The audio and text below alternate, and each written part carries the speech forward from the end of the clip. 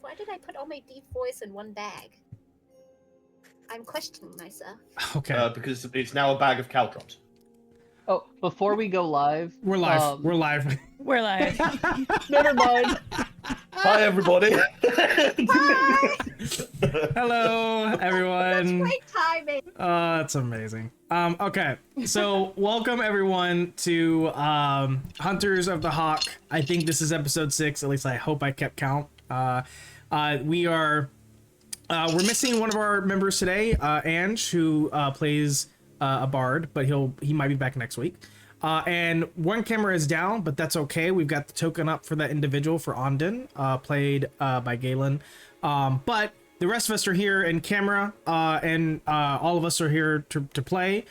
We have a fun night planned, and let's get into a recap.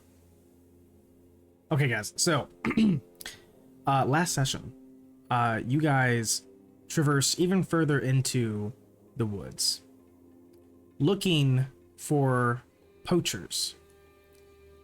Before, you had taken up a quest from the guild, the Hunters of the Hauk.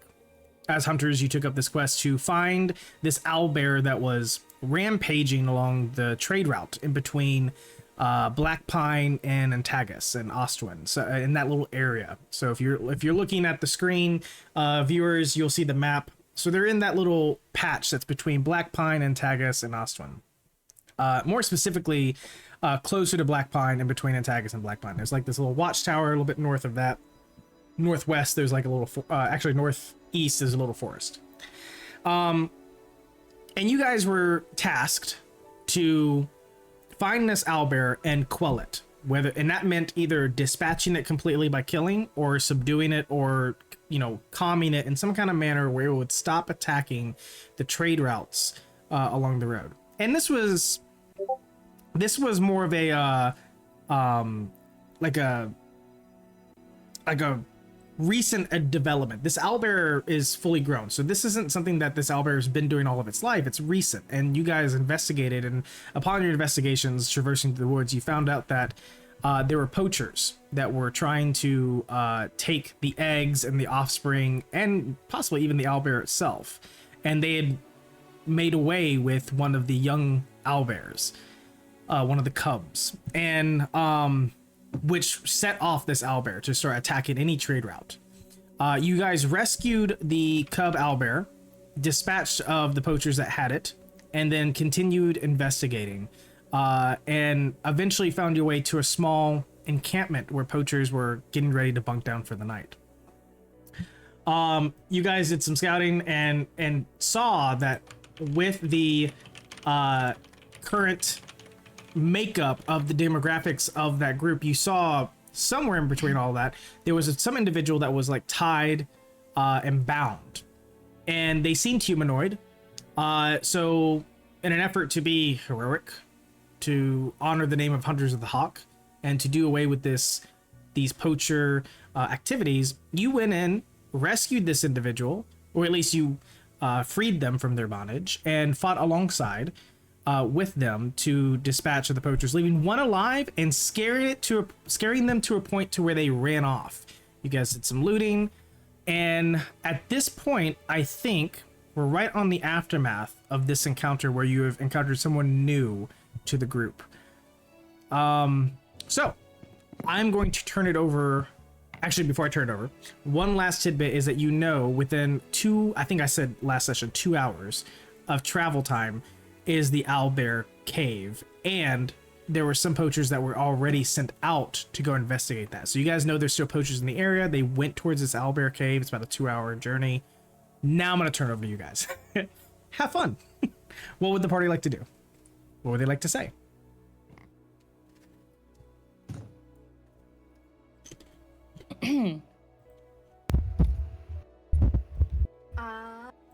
I think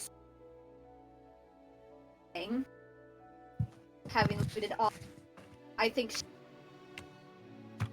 Oh, Gabs, you were cutting out. Hold on. Oh.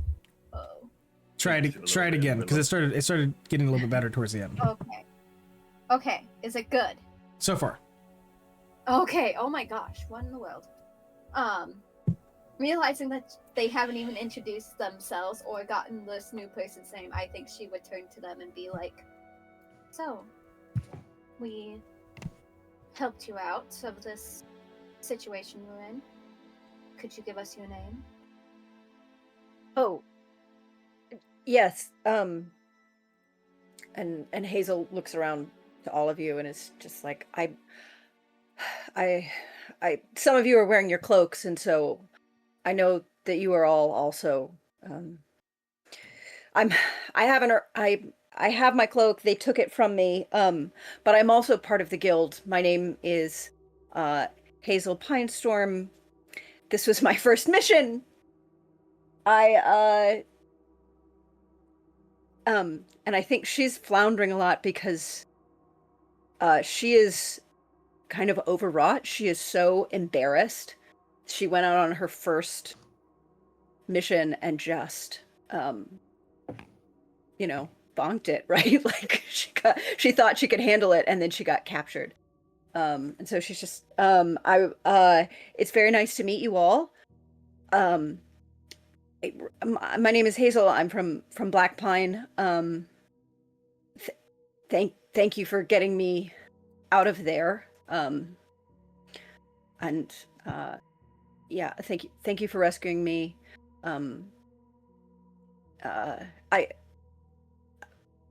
Is there anything? Can I ask your name? You don't have to tell me. It's not. I'm not. She doesn't even feel worthy of like asking. Kaz just pulls out, like what's left of one of the moose legs, and just sort of walks over to their fire and like sticks it over top. You hungry? Oh, thank you so much. Yeah, she's just gonna hide behind a giant piece of meat, I think. And I just sort of sit down and just start cooking over the fire. Well, you asked for a name. And Sia would just tilt her head. And just to give a brief description, because we did realize that we never described ourselves, she is wearing this like half fox mask. So you can just barely see her eyes through the eye holes of the mask, and it basically covers, the snout almost covers her mouth. You can still kind of see it, but she'll just kind of tilt her head and be like, "I'm simply known as Sia." Awkwardly try and put down this leg of meat and try and like bow and very well met, Seer. Thank you again. I'm Boomy. I'm like 3.5 feet tall. Exactly 3.5 feet tall. I don't say that. I'm just describing myself. I don't say. I don't. It's just that. Hey, I'm down here. Hi. I'm probably just sitting down on like a stump or something right after I prestidigitated it to try to get it to be less messy. And I just say, "Hey, I Boomy," and go back to like working on whatever I was like fiddling with mechanically. Boomy, well met. Thank you. And for those of you who don't, well, I think I did introduce what I looked like last time. Yes. Maybe, but yeah, I am a shifter, so lovely Hazel's face is yeah, it's kind of, it's mostly female, but like she does have a half bear snout basically, and it looks, you wouldn't know that it's not skin until you got pretty close to her, but it's actually very like light fur that she's covered with.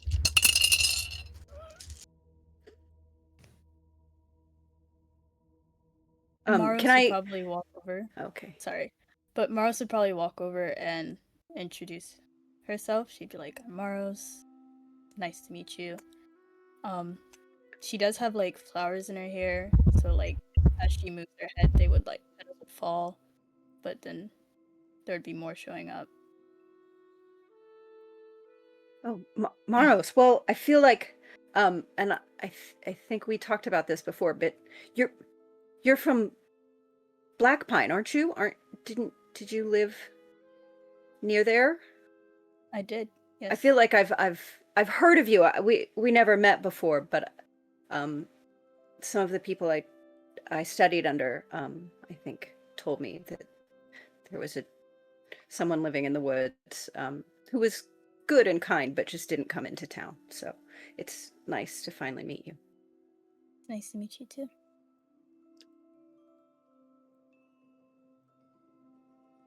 At the end of last session, Ondin actually did introduce himself to Hazel, since he was the one that like cut her free from her bindings. So he's just going to I believe that Kaz already like brought her food. So he's going to bring Hazel like the water skin. He's dropping the bear traps off with Boomy for her to like fiddle around with the mechanisms and things like that. Just giving them to Boomy, saying, "Here, make a saw trap." You make What this do you fit want me on to do with someone's this, head. Ondin? I would like you to make it fit on someone's head in case we like capture another poacher and we need to take them somewhere else. You do realize this is a bear trap. Yes, It but if already it could, has a I don't think putting this on somebody's head. I'll see what I can do. I'll see what I can do. truly science knows no bounds. I think Kaz is just sort of looking around and goes, "Oh yeah, my bad. I'm Kaz. It's a bit longer than that, but I don't think anyone here's got it right before, so we'll just go with Kaz." Kaz? Boomy's gonna start trying to drag the bear trap back into the bag of holding. And then as he sort of gives a thumbs up, there's just a little shaking in his hood, and a little, tiny little dragon head pops out. Oh, sorry. Yeah, this is Vespero. Vespero. Vespero. She's my your buddy. There you go. I'll put it in chat for the spelling. And then I will put a thingy in group chat. Find it. Where are we? There we go. I just realized I don't think Maros has heard most of these guys' names. Like most of your names, Maros did not know. we didn't hear them like live. We heard them off screen. You know what I mean? So this whole time, Maros is just traveling with you guys. Like, oh well, guess I won't know their names. Oh yeah, because the one session where we introduced everyone, you weren't here. I can't believe that completely escaped me. Well, no, the funny thing is we didn't even actually. Not everyone introduced themselves. Like I know I didn't. Yeah, it's one of those things where it's like it's hard to remember to do as someone who's already above table that we know each other. So Yeah. We'll say it happened though. It definitely happened. Yeah. Just as a quick clarification thing, we got the XP to level up, but we don't get to level up till we get back to the guild hall, correct? That is correct. Okay. I was double checking because I've still got myself set at level 2, but I remembered that we leveled up. Yes. Well, I was looking at the sheet going, wait a minute, something seems off. Yeah. Well, you guys will get your level 3 as soon as you get back to the guild. Okay. That was what I was just double checking because I looked at it and went, wait, that number feels wrong. So did we finish this mission? Can we get back to the guild? We gotta go find it. Didn't we have to go find like an owlbear or something? Oh yeah, I think Hazel's gonna be like, "Oh, were you doing that same mission? I wasn't sure. That was maybe they should have a better system. I didn't know someone had already come out. That's why I came out on my own. It seemed like something I thought I could handle on my own. Couldn't. I think it seems like you came out first and we just kind of came after. So. Oh. I mean, I'm assuming by the fact that we found you. So. Well, if she's going to travel with us, we can let her turn in the quest, and we can all share afterwards. I mean, she did claim it first. No. be clear above table, Mm. you guys have not finished this quest. I'd say the quest was to go and sort out the stuff with the owlbear. All we know is these poachers were trying to find the owlbear, right? Correct. So, did any of them have like a map or anything on them? I remember that coming up. There was two things that popped up. I don't know if I explained it in terms of like the perspective of a map, but you guys know that they're heading 2 hours. There probably was like a small drawing of a map, not an official one, not like created by some charter or guild, but there's indication that they went 2 hours in a direction towards where they know the owlbear resides. In my notes, I have that we do have a map. Yes, there you go. Okay. Actually, that we stole from them. Okay. Yeah. Okay, so we I suppose we should go and try and find this. Should we rest first? Because if I remember correctly, it was nighttime. It's like, I want to say it's like 8 or 9ish, if I'm not mistaken. So should we just like commandeer their camp for the night? I feel as though that would be wise. It would be disadvantage. It would put us at a disadvantage to try and pursue them in the dark on middle sleep. Well, Yeah, especially since most of you can't see in the dark. yeah, I'm not very good at that. No. While you guys are discussing this, Boomy's already ritually casting alarm around the camp. I'm gonna leave you guys to have all of these tents because I always felt kind of bad. And for the first time, you see him pull a tent out of his bag. I always felt kind of bad that like I had one and no one else did, so I didn't use it. But if you guys want to take all these ones, yeah. Because yes, I spent some of my starting money on a tent. I was like, I'm playing a woodsman. It makes sense to have a tent. My alarm spell should cover the whole like 20-foot cube of the camp. Okay. Well, most of it. Okay.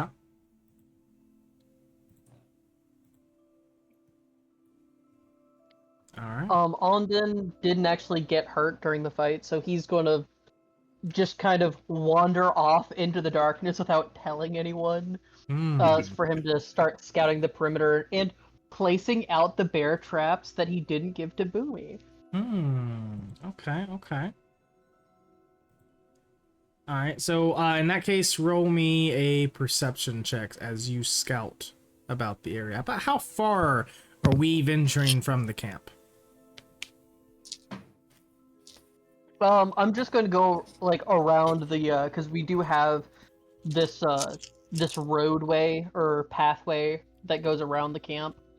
So he's really just going to go up and down the roadway about 120, 200 feet, like off from the edge of the map that we're on, in either direction, just to kind of see what's about. Okay. And he's About gonna the place edge. the traps closer too, though. I like the idea that someone just tells, right, guys, hey, Ogden, do you want to... wait, where'd he go? It is the MO of the fish stick. Yeah, fair. All right. The irony of me having the second best stealth. Go ahead and roll me a perception.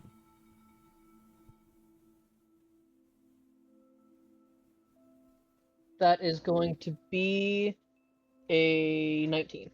Okay. All right. So in this part of we'll say the area, because you guys have crossed the road, you guys know that north of the road of the trade route that links Black Pine and Tagus and I think it's Ostwin that's up there. Anywhere north of that is it's remote. There's no towns or cities north of that because this area, the Broken Tithe region, is struggling to expand. They're more reclusive in terms of like their city states, and it's ruled by a charter system. and so there's no standing army, and so there's no reason to go out when you guys are when the cities or towns are trading amongst each other. They got what they need. So north of the road, it's pretty wild and untamed. It's already wild and untamed inside the area, but outside of it, definitely. So as you begin to scout around, you notice like there are thick roots. There are sometimes the forest itself becomes hard to navigate just due to difficult terrain, or large bushes and brushes. There is you might even see off into the distance like the occasional creature, like a giant deer, like the or some kind of wolf, like a pack of wolves that are like you can see off into the very far distance. Like you're gonna encounter life very easily in this part of the area. But with a 19 perception, it seems mostly safe. Nothing you don't expect. Like the things that I'm telling you, those are the things you're gonna expect. So nothing out of the ordinary. But the thing that you keep in the back of your head, and you're glad that Boomy's already set an alarm, is that those scouts that went to go look for the owlbear, they're gonna come back. They're only 2 hours at most away. So maybe 2.5, depending on how far they were to get there. So, I mean, take that as you will.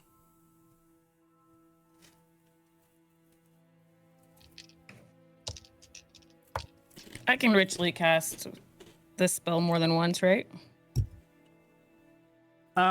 Because the duration is 8 hours, I believe, right?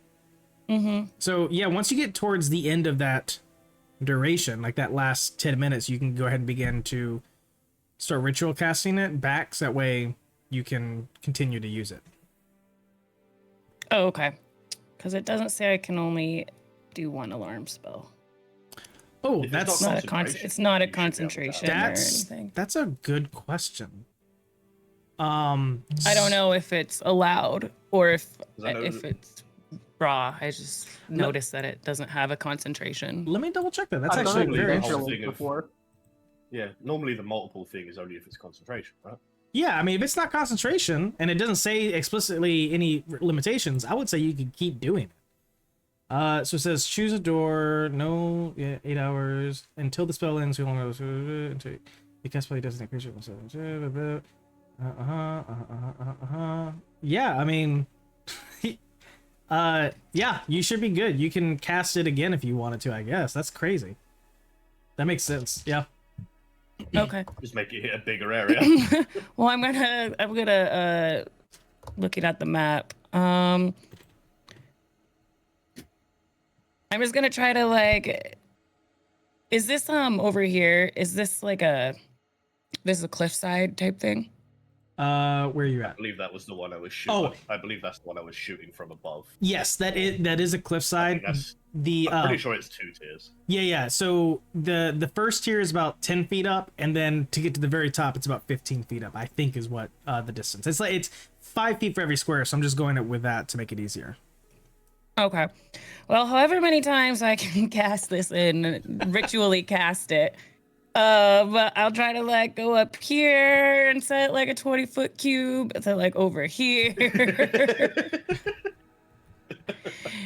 And then over here. Boomy doesn't like the woods. You get an alarm. We're going to go ahead and engage a lockdown protocol. Yes. Boomy wins. Exactly. Yeah. Exactly. And each of the I get a little bell, a little ding. If somebody crosses it, each one's gonna have a different sound. So I know. So thanks to Blue Rune Witch in the chat, which has done the math for us. So Boomy, if you wanted to cast this ritually over and over again, it would take 1 hour to do 6 castings. Yeah. Do you have enough spell slots for that? Well, It's ritually, ritually. yeah, ritually you don't need to use spell slots. I thought that was only for wizards. I am basically a wizard. I'm an artificer. I'm basically a wizard. I'm basically a wizard. Okay. Discount wizard.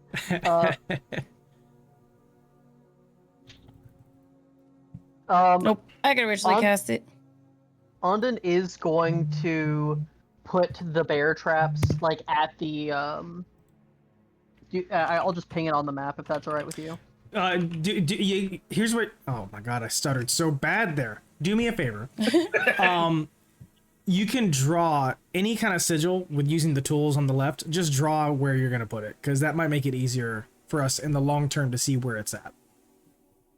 I'm putting a couple of them on either side of the camp, really. But keep it as a Twitch friendly sigil. Just an accidental. No drawing wieners. Now, listen, we already had the conversation about your Wii. Now, listen. This is me leading the witness here, but I assume you're not just putting it on the ground.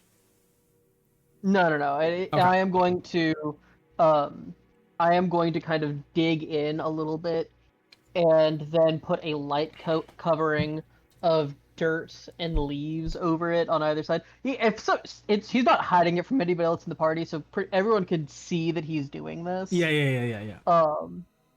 And then he's going to go to whichever dead poacher has the closest proportion to him, and just start stripping them down to wear their clothes. Okay. Ondon, what are you doing? Why are you taking their clothes off? Camouflage. For who? You? I just look at Billy on that one. Certainly not for either of us. He pauses with a knife at the edge of one of their faces that he's starting to carve off. What? Yes. You're carving off his face? Well, I have blue skin. That kind of stands out. Bro. Just like any other animal hide. You're gonna wear it? Just bro. Yeah, I'm gonna sit by the fire if it makes you feel better about it. I don't want you sitting anywhere near me if you're wearing somebody else's skin. That's... I mean, we're all wearing something's skin. You guys are all so weird. Yeah, what is the He just skill points for to, me he points to carve the this man's leather face that you're off? wearing. Just Oh my goodness. Hazel was really pro Ondine because he rescued her, and now she's like, This is Boomy's like... Kaz just points to all of the leather anyone's holding. I'm like, I mean, that's... Listen, we lost the sketchy criminal. It's time to fill the niche. So what? here's what I will say. I'm gonna go sit very far away from him. I'm gonna circle back to this at some point. Let me go back actually to the trap. What is skill related to face stealing? I want you to roll a survival check to set this trap and hide it effectively, so that way your enemy doesn't see it. While he's doing that, can I use snare on an area that's not covered by the traps? Is that cantrip or spell? I can't remember. It's a Or am I thinking spell, something I different? believe, Okay. but it lasts 8 hours. Ooh. Let me take a look at it. It will take, I think it takes some rope that will be 25 feet of rope, which the spell consumes. Do we have rope? Yeah, you guys Yeah. should have. We rope. have Yeah. lots of Yeah, we rope. should have rope. I'm just saying it consumes the spell, so Okay, so yes, you can do that. To create a circle with a 5 feet radius. You just tell me where, you just draw on the map where you're gonna put it. You can draw an ellipses, or there's in the drawing tool, one is an ellipses. That might be the best one to use. But just tell me where you're gonna put it, so that way we know where it's at. Okay, so where that's at is the traps. Okay, so I don't remember what's on this side. Is that what leads up to the cliff? I know you can't see where I'm pointing at, but... So right there. Oh, I see that. I see it. So both ways can lead up to the cliff. So when you guys came in, because you guys came in from the north west of this map. So if you're looking at the map, it's northwest. So you guys came up from that diagonal. You guys split up into 3 groups. One stayed on the cliff, and the other 2 kind of did like this flanking as they came down the cliff onto the poachers. So both ways can get you up. Okay. I don't know which one's 5 feet. I think this is the size of 5 feet. Yeah, so it's about 5 feet. So just 1 square on the map. Yep, that's 5 feet. And it's in order for anyone to perceive it, they need to roll an investigation check against your spell save DC to perceive it in some kind of capacity. So the trap will trigger when a small, medium, or large creature moves onto the ground or the floor, and that spell's radius. So that's nice. The creature must succeed a dex save or magically be hoisted into the air. The creature's restrained. Okay. If Maros is gonna talk about setting that, he's actually going. Ondon will actually have all the traps on the wider side. Okay. That way, she can put the snare in a better Yeah. position to cover more area. Yeah, I like that. That's good stuff. And you requested a survival check. Yes. It was a 17. 17. Okay, let me write that down so I don't forget, in case I need to roll against it. 17. Okay. My spell save is 13. 13. Thank you. Okay. All right. Okay, so we've got trap set. We've got alarm set. Lots of them. Lots of alarms. And remind me again, D, how far away did you set these alarms? I mean, they're 20-foot cubes, so I mean, I definitely would have put one like up here. I could put squares if you want.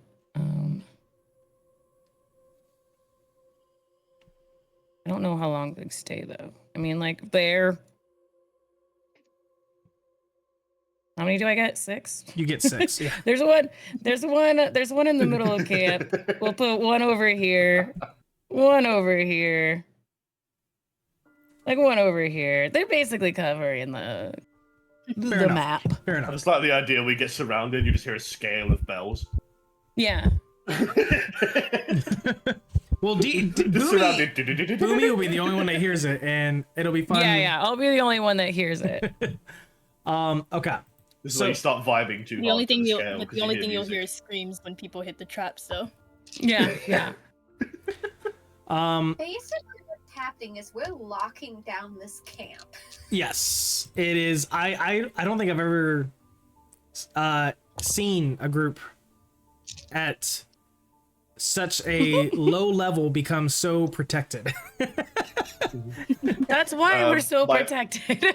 My favorite I've seen of something like that is I once had a party use, was it 3 Liamon's tiny huts in a sort of Venn diagram. Oh my gosh. That's You have a Venn the diagram. person casting it has to stay in the has to stay in it. So they just had them all crossed over. That's crazy. That's a TikTok right there. I'm gonna make one. There you go. Have a little whiteboard and just draw the Venn diagram. Oh, I can actually choose whether the alarm is audible or mental. Ooh, okay. What choice do you make? Can it only be mental to you, or can you choose other people to make it mental for them? I think it's only mental. It doesn't say that. Yeah, it says audible, the alarm produces the sound of a handbell for 10 seconds within 60 feet of the warded area. You are alerted by a mental ping if you were within 1 mile of the warded area. So we'll just do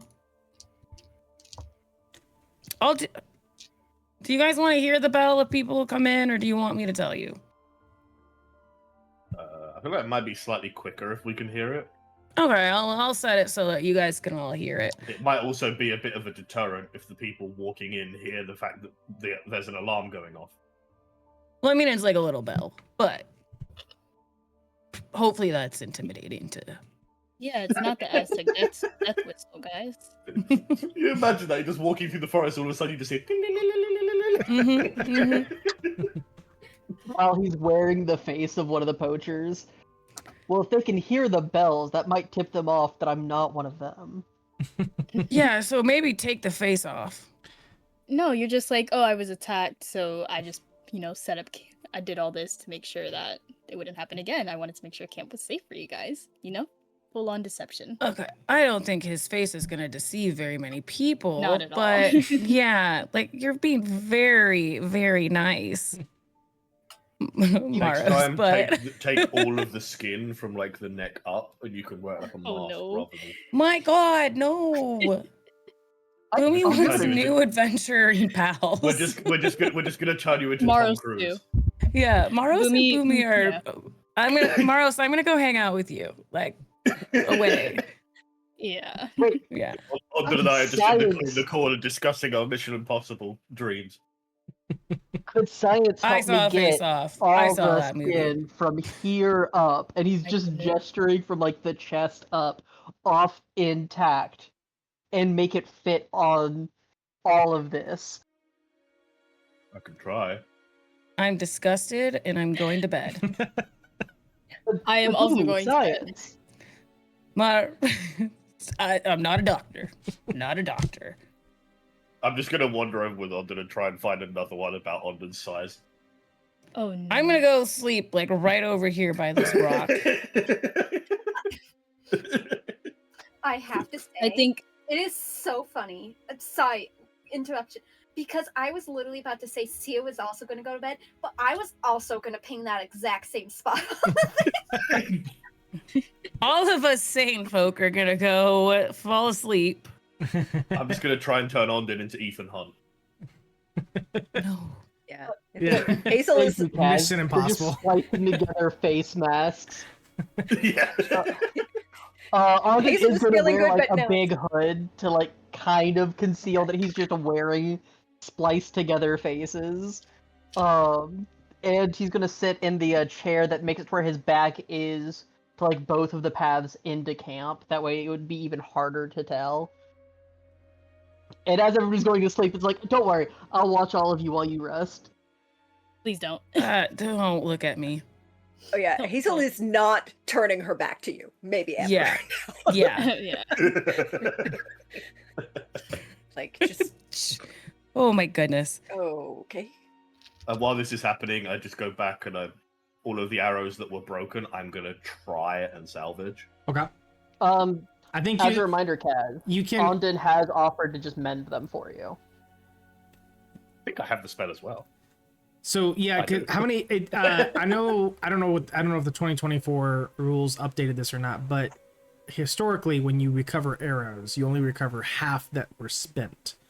But I think you specifically only shot a very minuscule amount, and I think we already covered this in the last session that you recovered all of them because there wasn't that many you shot anyways, and some were. I only shot like 4. Yeah, and how many broke? I think I don't remember if it was. I think. Well, I'm missing 4. Okay. I know that much. Okay. Looking at my ammo count, I'm missing 4. Okay. Well then. I Yeah. think one of them went into the fire. One of them went into the fire, so there's no way of Yes, if recovering I remember that. correctly, there was at least 1 or 2 that just weren't recoverable. So yeah, we'll just say you have. I think one you of have them went 2. into the fire and one of them went through 2 people, so it didn't really. Yeah. It wasn't very recoverable. By the way, is the method? Did I kill that or is that still up? That It's is still alive. Okay, just making It's sure. still alive. Okay, just making sure. Okay. Also, just a quick clarification. What does the BC stand for BC. on the method? Smoke method. Oh, smoke method. Well, yeah, but it says smoke method BC. What's the BC for? Why does this? Oh, Is it just Background really character. old? is that what? That's why is it saying that? It's That's a background. Bad, background badass character. creature. Like from the beast something. Oh yeah, Beast Companion. Duh. Oh, Beast Companion. Duh. Okay. Yeah. I was like, why did I do that? I saw it and I was just sat there thinking, is this thing just like really old? I think I did that in case I was like, hey, the party took out a wolf with them. Oh no, there's another wolf. How do I differentiate? So I was like, I'll just put BC on one of them. Yeah. So okay, not that you guys are gonna fight a method. It's just that's just how all those tokens in are. case. Yeah. Okay. That reminds me, I need to get the spare one sorted. You guys begin this portion of the evening where you've locked down, and now you're going to begin to rest. Like it seems like a long rest, if I'm not mistaken, because you did so much prep for 8 hours worth of spells and such. So with a long rest in mind, is there anything specific that people are doing during their long rest? During a long rest, you don't have to sleep the whole 8 hours. You only need 6 hours worth of sleep, and the other 2 could be spent on a watch or something mundane that doesn't require a lot of strenuous work. I'm gonna do some tinkering. Okay. All right. And not take my eyes off of Ondon. Okay. And then I'll take a watch too. Maros would probably just meditate, since they can go in like a trance state, but retain consciousness. So they'll just do that. Okay. All right. The elf fool's trance. Hazel's also probably exhausted. Don't know how long she's been in this cage, but she will. Like, I'm happy to take a shift, but she's also gonna look, I think, to Boomy, and be like, "Are you like I don't want to take a shift with the man with skin on his face." I don't blame you. Can I share? Yeah, Are you taking a shift? I would. Yeah. Yeah, I'll take a shift. I'm one of the only people who can see in the man dark. with the face. Oh, I can see in the well, and I can also see in the dark. But Yeah. okay. But I think Hazel would like to take a shift with someone not wearing skin for a face. Yeah, I don't blame you. You may take. Yeah, let's take a shift together. While Boomy and Hazel are discussing, like, taking a shift together, Ondon does just kind of silently creep up, still wearing the face. Be like, we should probably divide the people that can see in the dark. That sounds very wise. Ondon, go away. You're creeping everybody out. I am feeling super uncomfy right now. Wait, can Ondon see in the dark? Yeah. Okay. You're fine, face man. Yeah, I'm fine taking watch on my own. In fact, I would prefer everyone to sleep well, knowing that I'm keeping an eye out. I am. Okay, No so one's we need sleeping somebody well. to keep a watch on camp and somebody to keep a watch on Ondon. So I'm almost willing to bet. Galen, did you watch Face Off over the weekend? I can just sleep on top of him if it's helpful. you guys are not making any of this any better. Not at I all. was more just thinking that at that point I'm weighing him down so he can't move. Oh, I mean, I guess so. If he can't Ondon is- move, how is he supposed to protect the camp?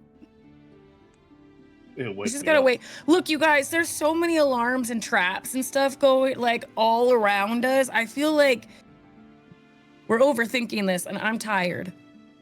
Yeah. To put it in perspective, between my weight and the weight I'm carrying, there would be 510 pounds on top of it. Consent. I mean, if Kaz wants to take watch with Ondon, he's perfectly fine with that. They can trade leather keeping secrets. I mean, I can't see you very can- well, but I'm happy. They can stash all the corpses from the poachers into the tents. That way, like, it's not quite Into so the obvious what tents? happened. But that's what The that's what tents that it aren't is. being used. It's There's just one tent that looks like a bag of sweets about to overflow. Just a head poking out the side.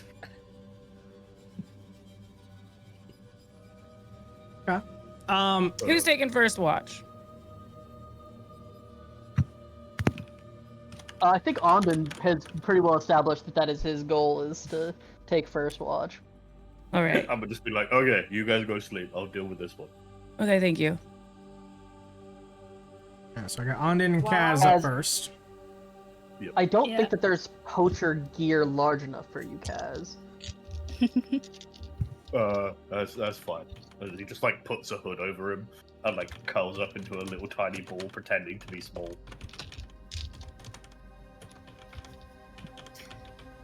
Like, just sits there, like, hugging his legs, trying to make it small as possible.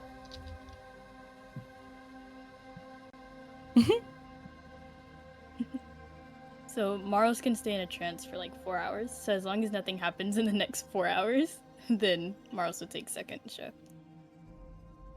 Yeah. So second shift. All right. I think And yeah, I Sid think would actually ask Kaz to wake her up for second shift as well. He just gives you a thumbs up. Gotcha. yeah, and maybe Hazel and Boomy can take the third shift. I don't know how many shifts we're trying to set here, but Yeah, I mean, I mean, that's fine. that's I'm okay with whatever. Why'd my screen do that? Why'd my camera do that? Come back. You just got out of focus randomly. yeah. But I also think before Hazel goes to bed, she's got one free cast of Goodberry. Oh, So okay. she would do that before she went to bed. If I don't know that you saw my character sheet, but we didn't check, like, since this is kind of a a rationed campaign kind of place. I like the idea you If cast it. I just sort of look If at it and go, Goodberry is "Oh, allowed, hey." like So I I can tell you it's allowed because I've used it. yeah, I was gonna say okay. when I designed the campaign, Goodberry never popped up in my head. So and we've already used it, so we're gonna go with that you can use it. Okay, great. I just like the idea you pull out a berry and I'm just like, oh hey, and I just pull out one myself. Okay. Oh hey, nice berries. I've got 3 watches. Ondin and Kaz. I want Kaz, if you can roll me a. Let me pull up my notes. I'm gonna have you roll me for encounters during your watch. Okay. And we'll see what happens. Probably not that nice.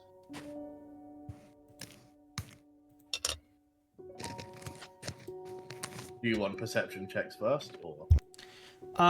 No, just go ahead and roll me a what is this? A D? Oh, it's a D100. Roll me a D100. Okay, I see. 78. 78. Okay.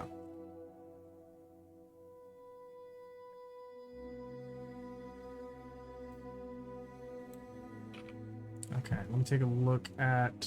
The benefits of having as many dice in front of me as I do. It's very easy to pick money quickly.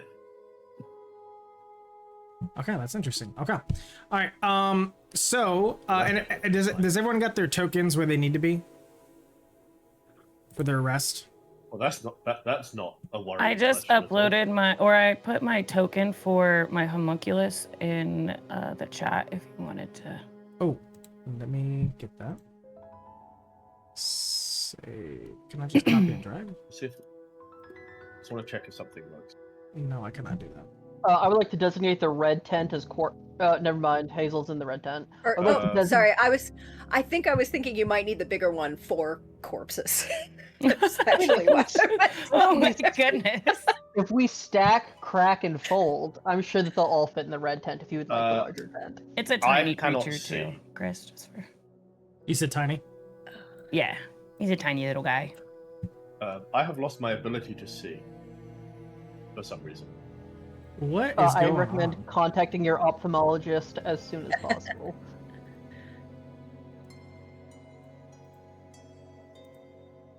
I lost my ability to see, so I tried dragging my character on, and it didn't make any difference, and now I'm confused. Okay. Give me 1 second. Hold on, guys. Don't worry. Well, I say I I'm can't see. worried. I can see the words "Smoke Method BC" and the Method's HP bar. That's it. All right, D, you should be able to control that token I just put on the map. Cool. All right, so yeah, your token's gone. That's why I can't see. Hold on. When that Yeah, happens, if you look in group chat, this is what I have. oh wait, hold on. Hold on, let me take a look at group chat. Oh, yeah, okay, hold on. I think I know why. Hold on. I can fix this. This is something that I can fix. I can fix it. All right, hold on. I completely forgot I could wild shape, so I was wondering when you might use that. Like you had such conflict with the spells you were casting last session, and I was like, I don't want to tell Mars that she can't wild shape if she already know. Like I'm not gonna be that person. No, I completely forgot I could do that. I was looking through and I was like, huh, wild shape. If it makes you feel any better, the character I've got as the backup one is a druid that doesn't believe wild shaping's real. They think it's a myth. So if my sad. so if Mars ever wild shapes in front of them, are they gonna say I'm not real? Yeah. Okay. They'll just be like, huh. So Kaz, what's your so no enemies can attack me now. I'm no 20. 20? Okay, thank you. You knew exactly what I needed. Okay. Yeah. Because I was looking at the fact everyone else has health bars. I was like, okay, well, I don't have that, so. There you go. I also now put my updated token on the character sheet as well, so we've now got to do one. All right, can you see now? Yes. Okay. All right, that should be fixed from now on. Okay. Okay, cool. Okay. I'll need to update it on the OBS, but we'll do that at a different time. Okay, no worries. Okay. So you rolled a 78, I think is what you said. Yep. And okay. We'll get to it. Both of you roll me perceptions. Also, I believe, didn't you say you were sat with your back to where you could see both the entrances, so wouldn't you be on this side?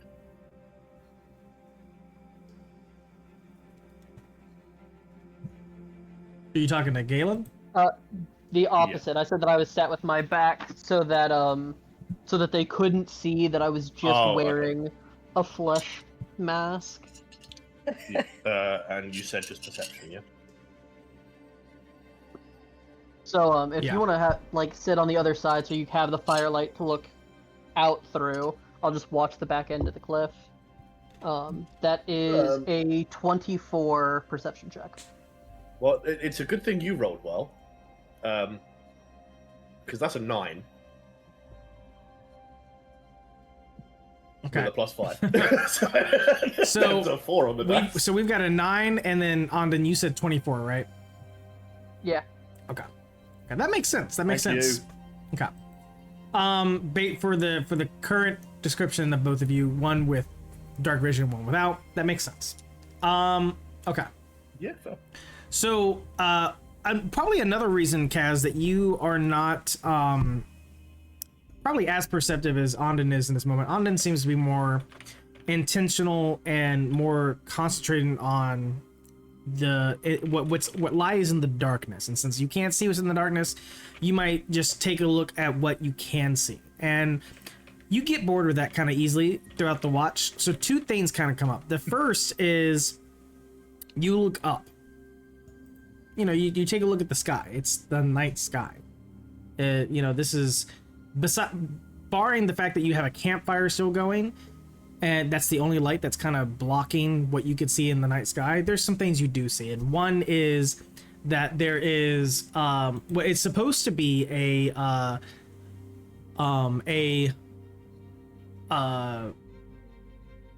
what is almost a full moon. There's like a sliver of it that's not filled out. It's a full moon rising currently. You watch as the moon kind of like that little sliver that's not completely intact. For whatever reason, you see the moon kind of like rotate, and the sliver is on the downside instead of to the side. And it's almost within a few blinks that it reverts back to its normal orientation. You chalk it up as to, we're not too far away from the woods of Merkstead. So is this the woods playing tricks on you again? But you don't feel like you're being watched by the forest. So it's just, there's a moment where this just catches you off guard. And as you're sitting there thinking about it, and whatever assumptions you want to come to that as a character, you can. But as you're sitting there thinking about it, you also realize, oh, wait a minute, I have this coded journal that I got off of one of the people. So you open it up, and you begin looking at it, and the coded messages, I mean, there's a lot of just like things that just don't make sense to you outright. But in this moment during your watch, if you'd like to, go ahead and make an investigation check. That one. No, that's a D12, Matt, you idiot.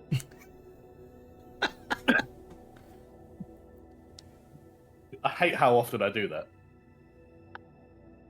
Okay, you said investigation, yeah? Yeah. Dirty 20. Okay, that's actually really good. Okay. So Why couldn't I have rolled that on the perception? But... so you're looking through this coded journal, and most of it is coded, but there's sections every now and then where you see it's written in just common. So there's one thing you notice out the gate, and I'll post it in the chat for everyone to see. But I'll also read it out for the Roll viewers. 20 chat or the group chat? The Roll20 chat, but I'm also gonna read it out for the viewers since I don't know if they'll be able to see it. So, it says, "The hunters of the Hauk are cowards. They coddle the wild. We take what the land offers: hide, tooth, blood. Nothing is sacred. If the gods didn't want us to bleed beasts, why put them here? The coin is better than the guild's scraps. A basilisk's hide sells for more than a month's contracts. A chimera's heart, still warm, fetches the price of land." So you see periodically messages like that aren't sensitive to their operations, and it screams that this person is, whoever wrote this is heavily indoctrinated within the Fellbrand Syndicate's teachings, with their procedures, and that this gives you kind of a perspective from the poaches. It gives you a glance into the poacher's perspective, and that is they do not care at all if you know, they actually hate the hunters of the Hauk. They are truly the antithesis of what they stand for.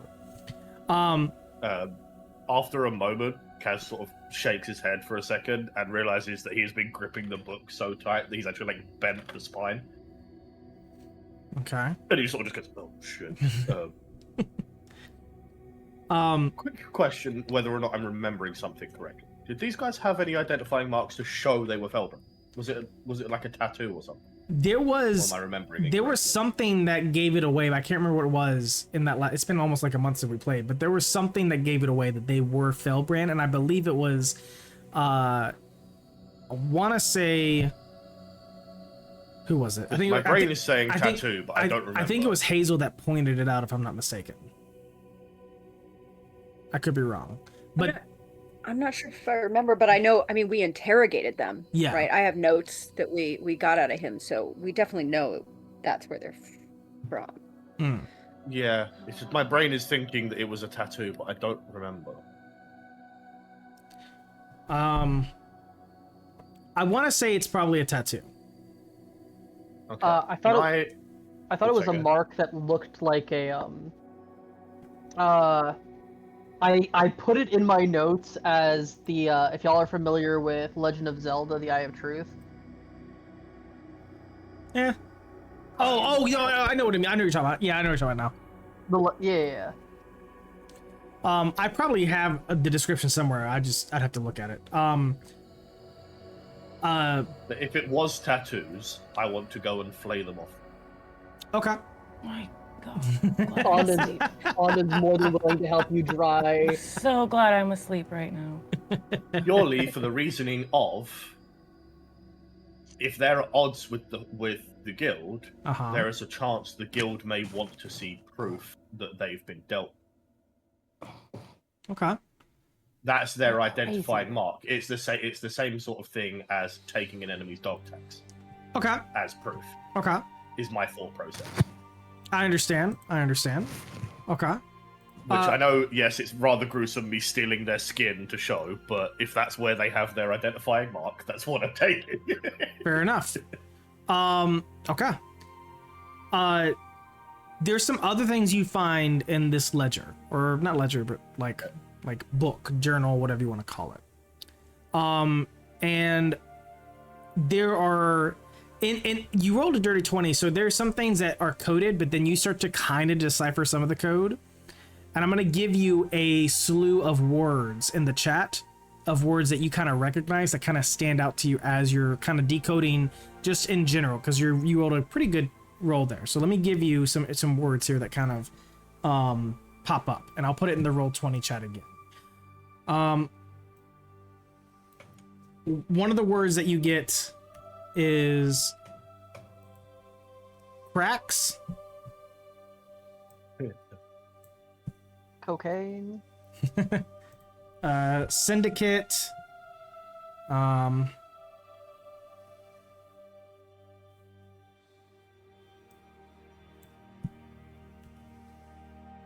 Is there like a series of pages at the back that are blank? yes, there are. You get the word pillars. Can I scroll right to the back and start writing these down? Yes, you can. And like point, write down where I found it, the context, if there was one, and stuff like that. Just basically, he's going with the logic of, okay, I can't do this on my own. I'm going to give it to the person I know that's smart. So he in his mind, he's like, okay, I'm going to give this book to Boomy. Let me at least write down what I've found. So the other words you find, so in total you find the word cracks, syndicate, pillars, buried, and wounds. Those words just kind of like, as you're perusing, you're like, oh, these kind of stand out to you. And then what I'm gonna give you next, I'm actually gonna put in our Discord chat, because it's not going to pop up well in the Roll20 chat. What I'm giving you next are the coded messages with the code intact. Okay. This is where I might actually try and do the code myself.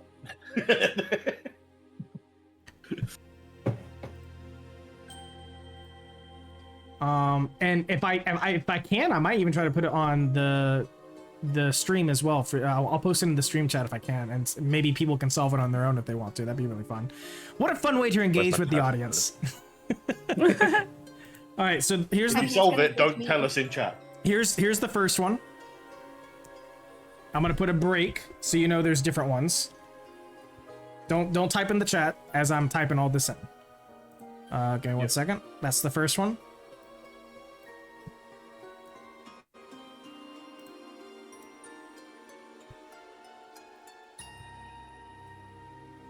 That's the second.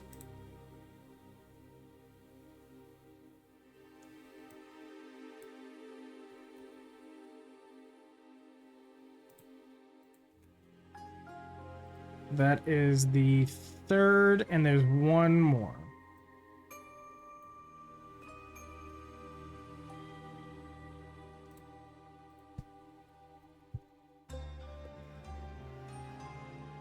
Okay, now are any of those the ones where I find specific words?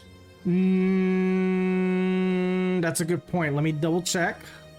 Let me cross-reference. Actually, before I cross-reference, let me do the. I told the chat I'd give it to him, so let me give them the code. Oh, and you rolled a dirty 20, so again, you rolled really well. A 25 would have gotten you everything you need to know to solve this, but a 20 gives you at least the tools.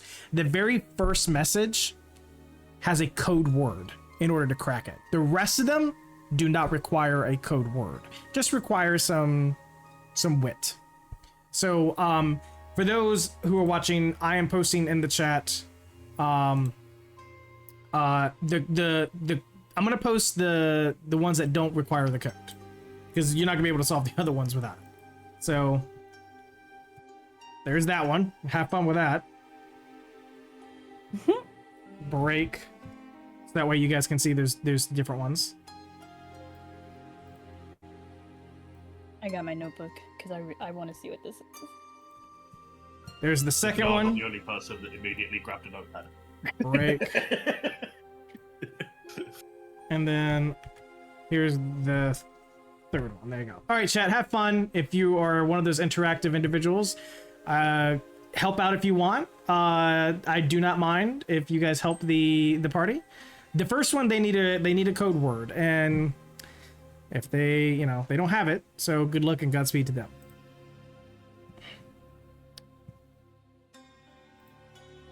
Okay.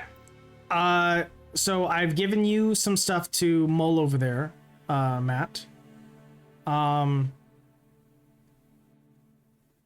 As far as the perception for Ondin, coming back to Ondin, because you rolled a 19, I believe, or no, you rolled 24.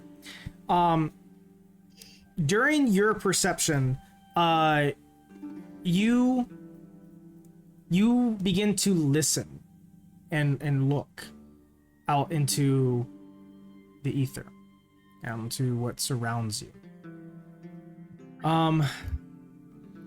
There is, first of all, you notice Kaz, who is very concentrated in this coded message book that he got off of one of the people. And he's by the campfire, and he's like, okay, he's doing that. He can't see outside the firelight, so you've got everything else covered. You notice your party members who are gathered in one area sleeping. There's a strong smell of burning wood. It's you feel. Let me take a look at the weather. There is before it was kind of rainy a little, drizzling. The clouds have started to cover the sky again, but you don't feel that there's going to be rain. It's just the clouds it's like partly cloudy. It's it's like 58 degrees. It's getting kind of chilly, but there's not much like action going on. That those poachers, if they're coming back, if they survive their encounter with the owlbear, if they come back, it'll be soon. If it's not your watch, you wager it's the next watch. But outside of that, that's the gist of your watch.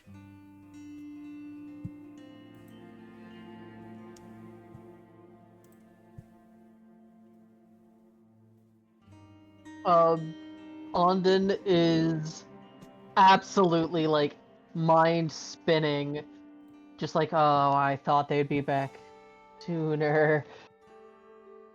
And he's probably going to like try to stay up for the next watch too, just because he hasn't really taken any damage. He hasn't used any resources, and he's expecting somebody to come back.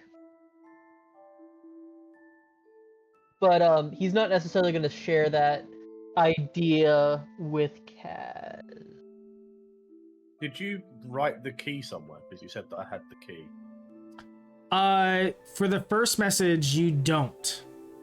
But the second one, I thought it was the first one I did. The rest I did. No. I apologize. Let me clarify. The first one, there's a secret code that you don't have. The rest of them, you have it. I forgot to give that to you. For those who are, so the code, it's not really necessarily a code.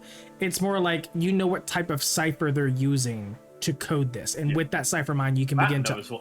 Matt knows what type of cipher this is as well. Oh, okay. I use it as well. Let me look at my notes to figure out where I put the name of this cipher. I want to say it's at Bash, but I could be wrong. I mean, it looks like Vignette, but... Oh, it could be that too. It's one of the two. It's one of the two that I was using. Hold on. If it's at Bash, I got that. It looked familiar.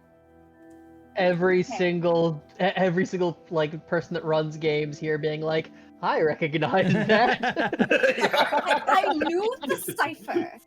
I just was trying to figure out. I've been looking it up because I know the cipher. Okay, so I've already got a couple words. So the first one,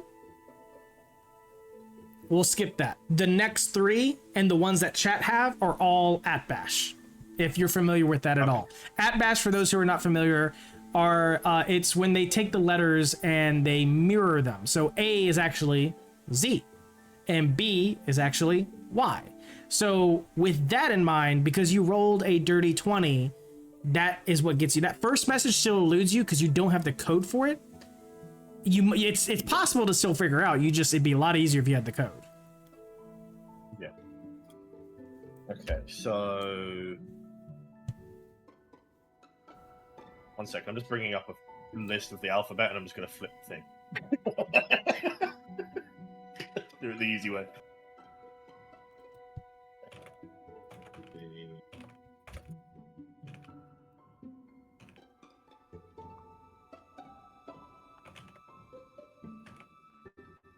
Their oath makes them blind. Okay, you did get that too.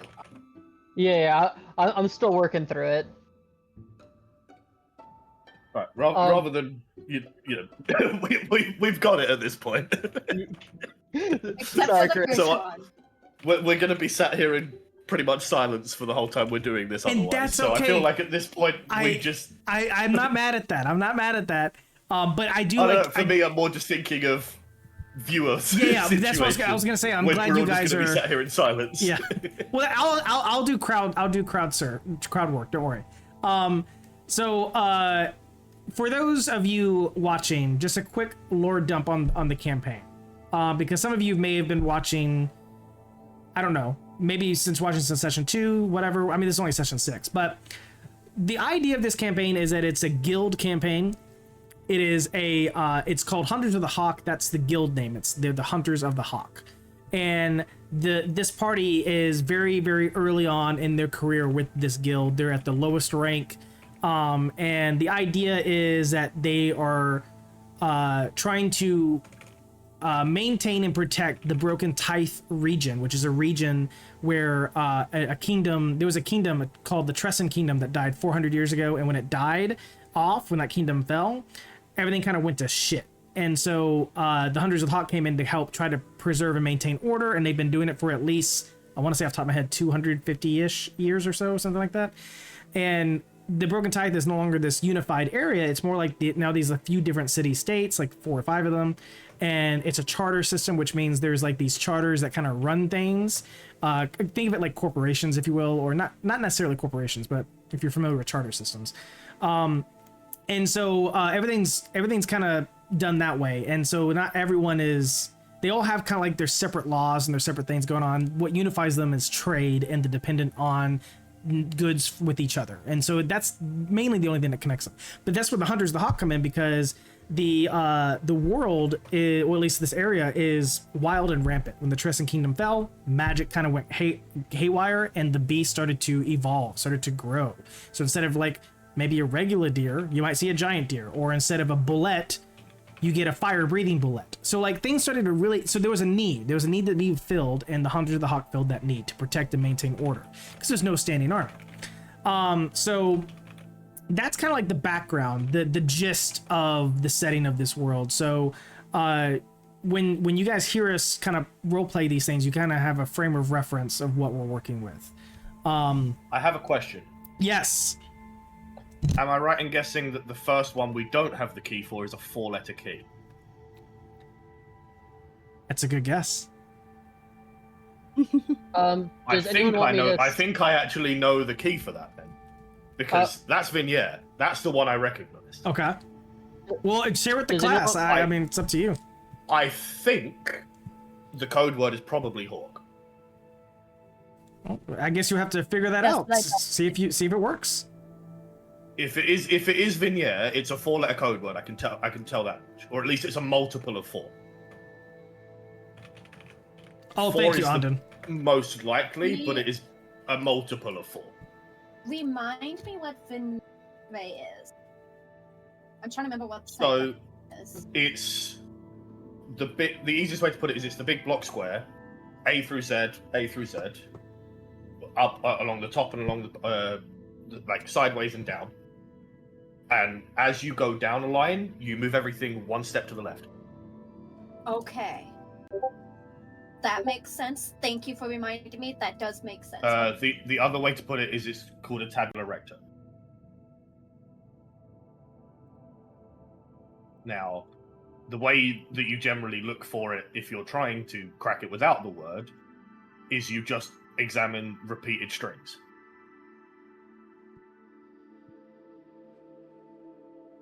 looking at the number of everything, it is more than likely a multiple of 4, which in this context would lead me to believe it's probably Hauk.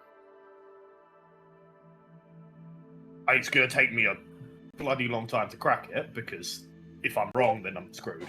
But I can see what I can do. Right.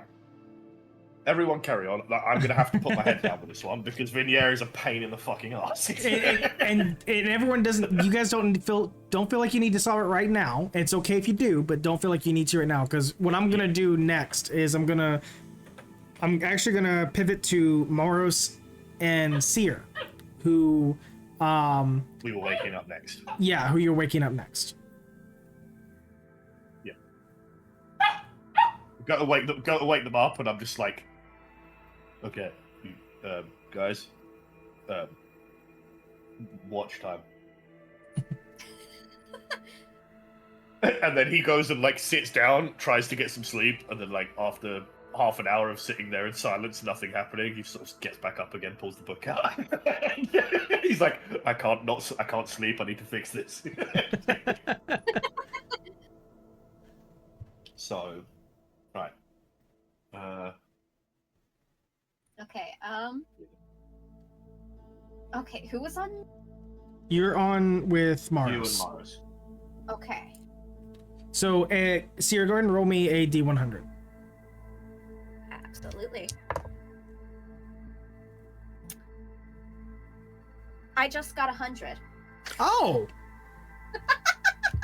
Okay. That's why I just stand for a second, because it's like, huh. What is 100? Let me take a look.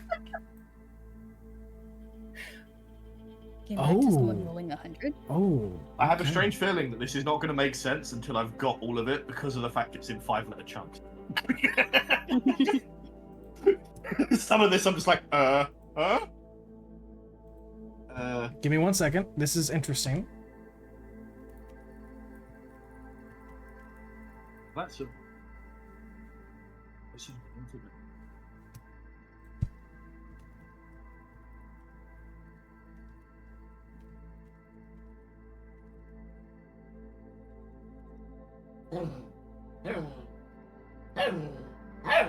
The ball. Go get your ball, buddy.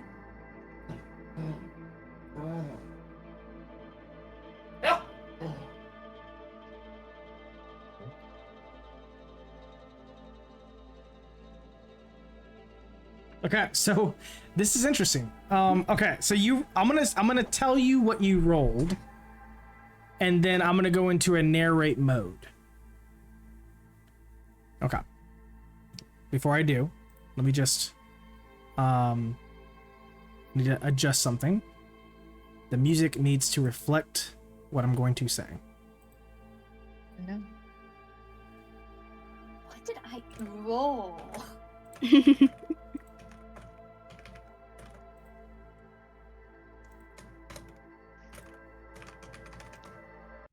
Okay.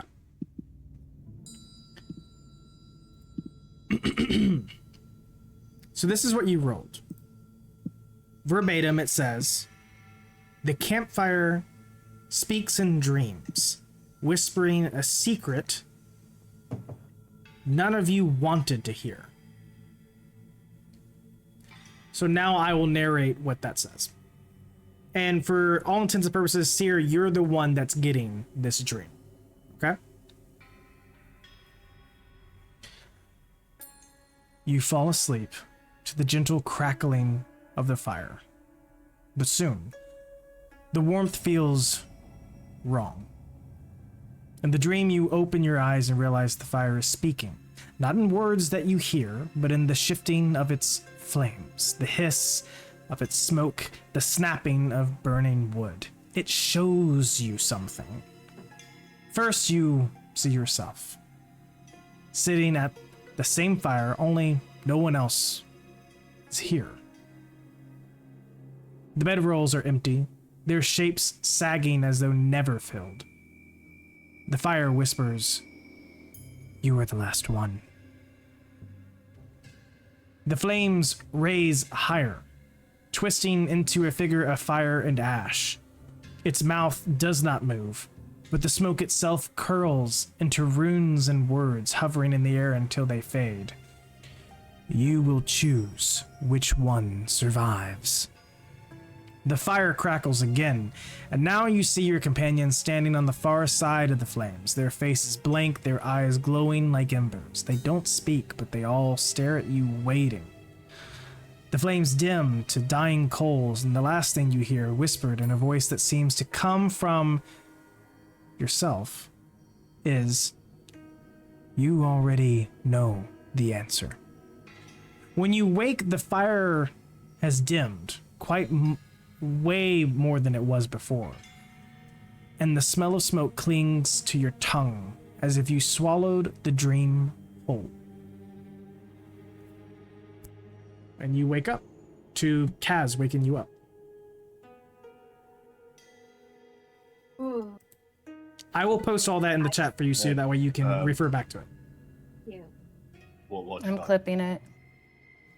Thank you, thank you.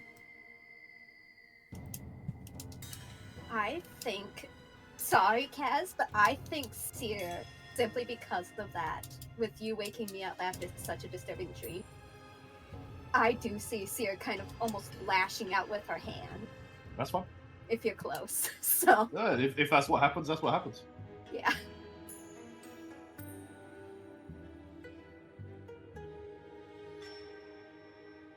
So, and then she'll be like, after she realizes where she is and what's happening, she'll be like, He just sort of gets slapped. He's like, yeah, Ow. basically, she gets slapped. And then he's like, yes, I am so sorry. And despite Bad being dream, I able to guess.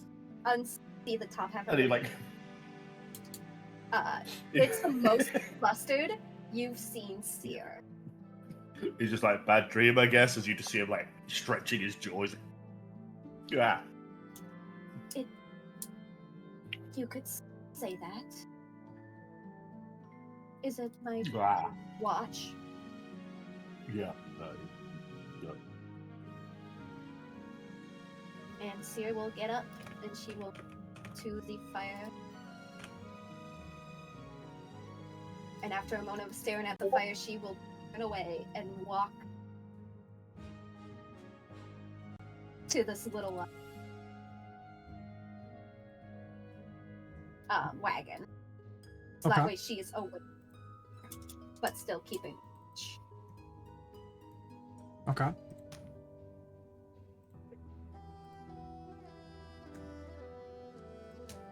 I bet I got distracted trying to write down the code. It's so much. Like, I don't have like the actual thing, like translation down, but I have when you wrote, and I'm just like, it's so much. Okay, I think I've got this down. I just need to figure out where the words actually start and end because they're all in 5-letter chunks. Yep. Oh, but I think Kaz was right about the first one. I think the code word is Hauk, though, because I was working on that. I've got it for a done. second. I just need to figure out where the words are. If you want to send what you've got, I'm very good at breaking up chunks into actual words. Okay. If you can't tell from the fact that I'm like a quarter of the way through No, the I'll do the third easy cipher. thing. I'll just send it in one long string.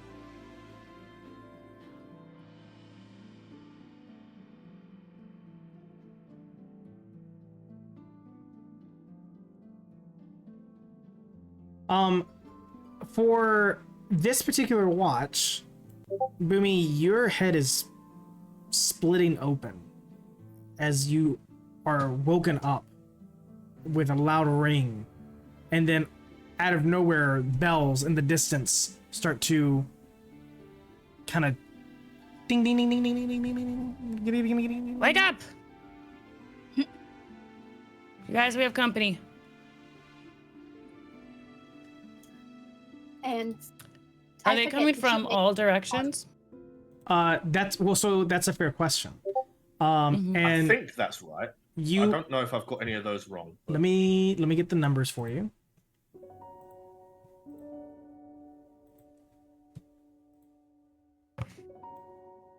Oh, but when Boomy Sorry, says I'm wake up, babysitting. Fear would This like, is- Maros would like snap out of her meditative state and just like rush out of the tent.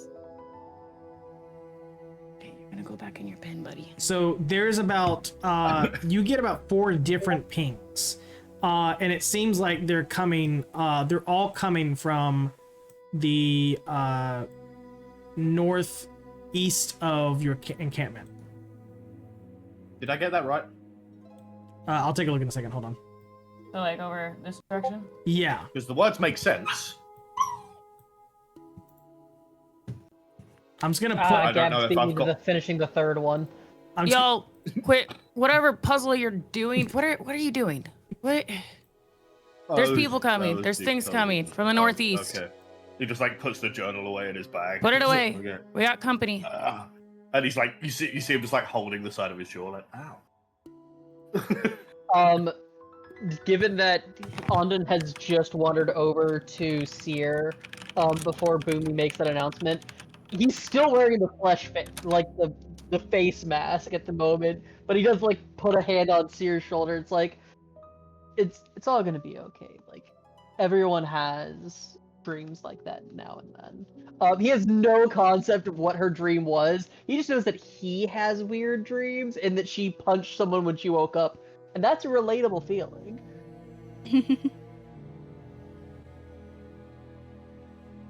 So what exactly are we doing then? You know these individuals are coming. Which way did you say it was, sorry? Northeast. Northeast of you. Okay. As soon as you say northeast, Kaz just looks straight up. Okay, that way.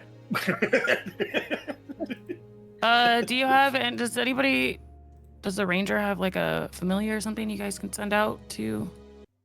I can go greet send them. one out. Or you can go greet them, yeah. I mean, or I can send out a familiar, whichever one.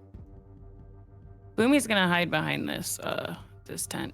Okay. Go ahead and roll stealth. Well, that's a mean thing for you to make me do. We should have had more people wearing dead people clothes. No. Hey, don't worry, I got a 7. Okay. This is the awkward part. I didn't get any rest. Nope, no rest was given. I'll say you got a short rest. You definitely got short rests. If that matters to anyone with low HP, because I believe last session y'all got pretty close with low HP. Some of you did. Yeah, that was more meaning like most of my stuff that resets is long rest.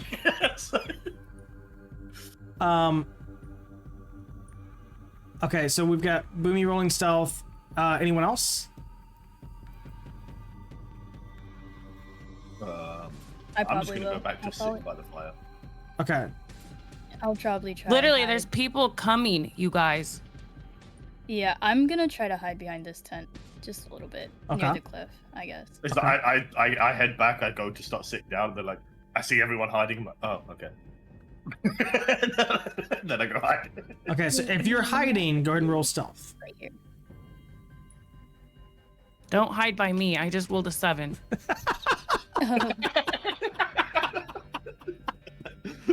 Boomy's like scale mail is making Gabs, a I think you're lot of muted again. noise.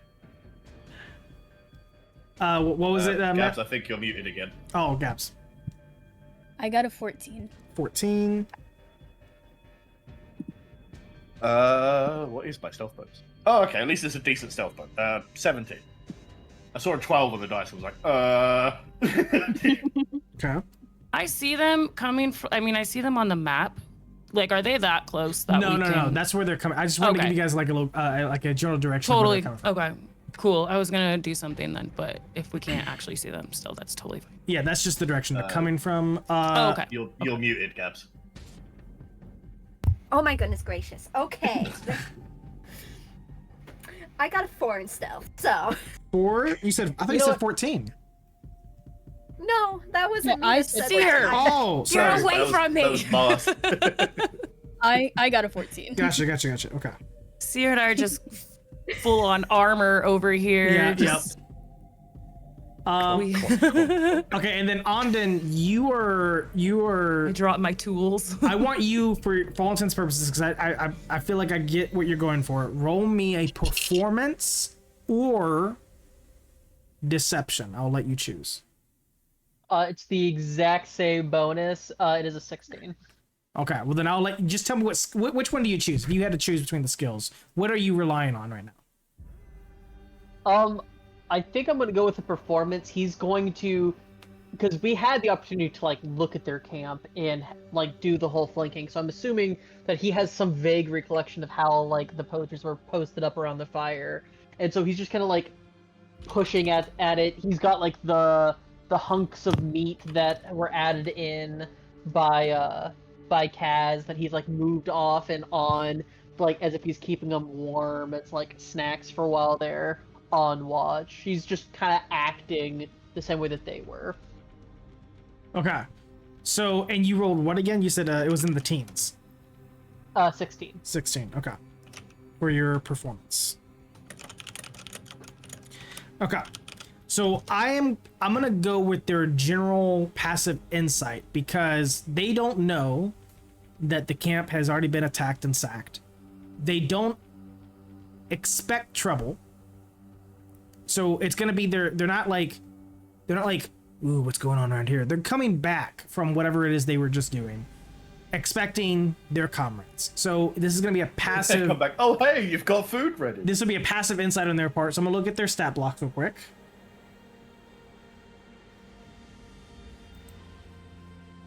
Which, am I looking at the right ones? Jeez Louise. Okay. Why are they stupid? Please be dumb. Please be dumb. It's either Just geez kidding. Louise, I they're don't complete have idiots, I have a 10 or geez passive Louise, they're perception, geniuses. so That's the only two options. They're either complete geniuses or they're complete idiots. Mhm. I'm not sure which I'm hoping for. So the one of them had a base wisdom of 15. That's the highest, and and they don't have wisdom as a skill that is proficient. So their passive insight is not high enough to beat your performance. So because of this, that'd be what, 12? I think it's like 12, I think. So they don't even think that you're not who you're supposed to be.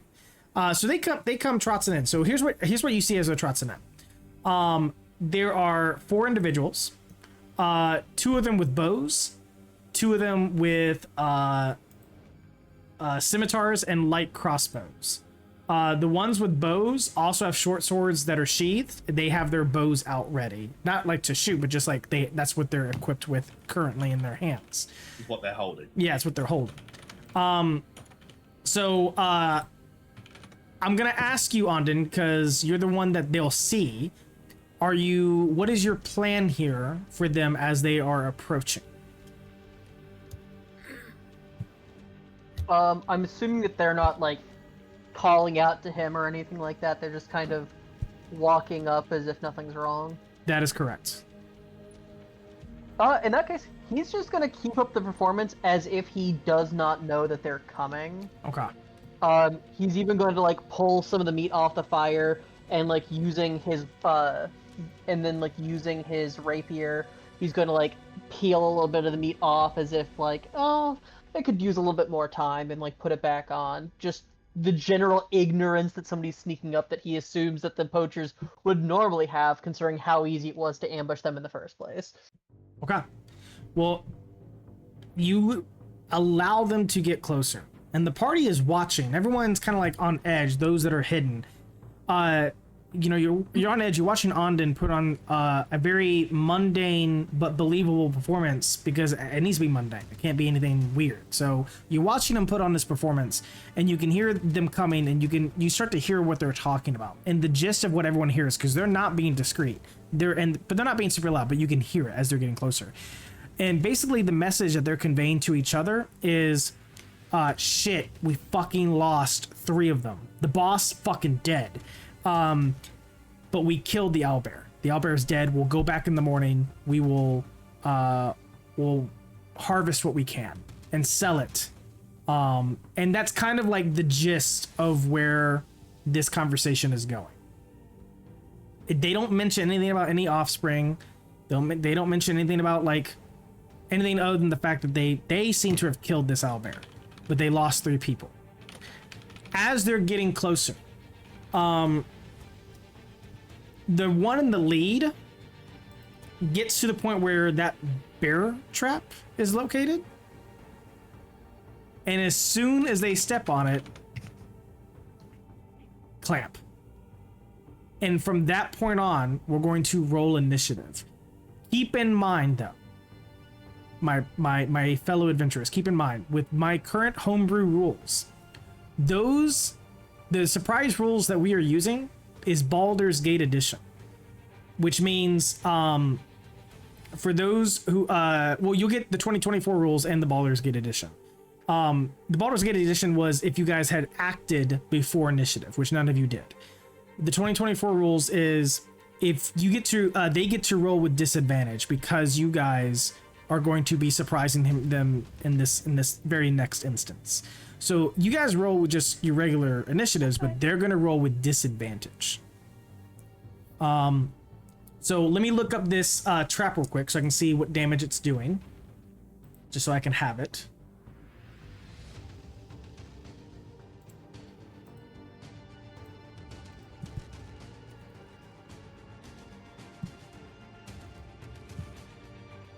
Okay, so creature steps on the plate must succeed on a dex save or take 1d4 piercing damage and have its speed reduced to 0 until the start of their next turn. Thereafter, until the creature breaks free from the trap, its movement is limited by the length of the chain, typically 3 feet. A creature can use its action to make a save to get out. So, dex save. So let me go ahead and roll the dex save for this poor guy. And then we'll roll initiative. He rolled an 18. So he triggers the trap, but he's quick enough to get out of the way. So it does not hurt him. Now we're going to roll initiative with them rolling at disadvantage.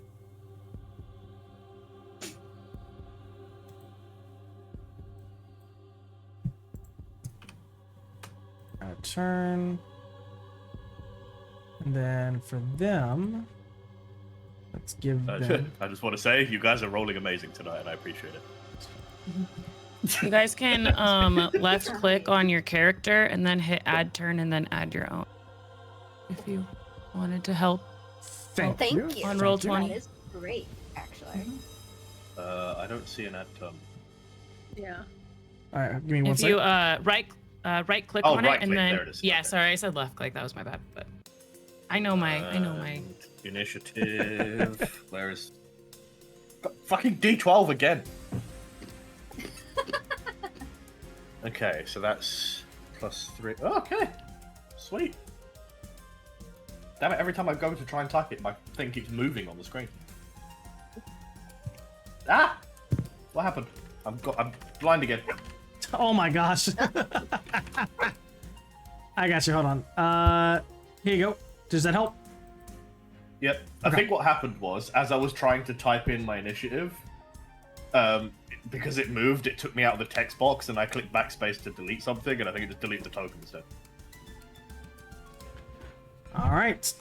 Let's see. Do I have everyone's initiative? There's now a turn with no one on it, so you might need to delete that. Okay. Let's see.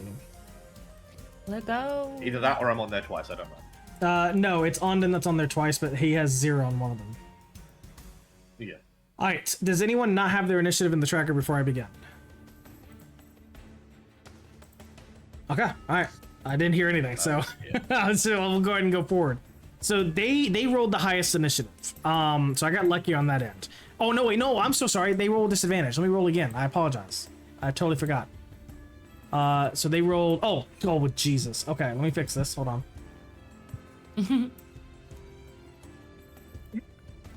There we go. So they did roll really well in the first roll. So okay, the first two react is going to be Kaz. You rolled stealth, and I wrote down your stealth, and it was a 12, I think, or is it a 17? Let me look at my handwriting. Looks like a 17. I think it was 17. So that's more than their passive perception. So you are considered hidden. With that in mind, as you begin to take actions, any attacks are going to be at advantage because you're hidden. As long as it's, I mean, if you run up right to him, it's not going to be with advantage. But if you like strike from afar, this is going to be advantage for you. Okay. Are they clustered together? I will clarify one thing actually. I can't see. Oh yeah, I can. So for everyone at home watching, what I'm going to do is I'm going to click on Kaz's token, and I'm going to show you what he can see. This is what he can see. This is what he can't see. This is what he can see. And as you can see, he barely sees shit. Okay. But I heard the trap snap above. Yes. Me, correct? So you know there's at least one where that trap is, and so you can use that information to attack without disadvantage, because you can at least the general location. Yeah. Okay. I think the best way to approach this. I'm gonna so I'm just trying to figure out how close I need to get to be able to see it. So I will say I can, from the light I've got, I can see this guy. Yes. He's just right at the edge. So I'm gonna peek out and try and take a shot at that guy. But he sort of looks back at Ondon after hearing the snap and just sees if Ondon reacts at all. Does it seem like Ondon hears it and goes, "Oh shit, what's that?" Or does Ondon just not give a shit? I'll leave that for Ondon to discern. Can I respond to it using my reaction? It's I would say you don't need a full reaction to do that because this is 6 seconds. I mean, communication's free, so just make it quick. He's barely gonna look over his shoulder and go, "Which one of you idiots stepped on the traps? We had to move him after that wolf got into camp." He's trying to play it off as if it's them being stupid, not a trap that was intentionally set. Sure. So that's within 6 seconds of communication. Upon hearing that, I sort of lean out, and bow is still down. It's not up and drawn. It's still down, and sort of lean my head around the corner to try and gauge the reaction of the guy I can see. Does it seem like he's stepped on the trap and gone, "Oh shit, I'm ready to fight now," or does it seem like he's understanding what Ondon said? It seems that actually you rolled a 17 earlier to hide that. I'm gonna say there's something off. He feels like there's something off. He just can't pinpoint it. Okay. What is? I'm sort of gonna look back at Ondon. He sort of waves briefly, and just basically signs, "Are you good?" Ondon can't really sign back because he knows that he's in the firelight and can be seen. So he's just going to be nonchalantly taking a piece of meat and chewing on it, and he'll put a single thumb up as he's eating the meat, as if he burned his thumb on the food. Okay. At which point I just sort of stay there, slightly peeking out, but knowing that I'm in the shadow at the moment, so I'm still using the fact that I'm hidden. I'm staying hidden, basically. Okay, so are you holding an action, or what do you... I'm gonna hold a shot for any form of aggressive action from an enemy that I can see. Okay. Ondon, to you, keep in mind this is kind of moving fast. You can tell that they think something's weird and amiss. They just can't pinpoint it.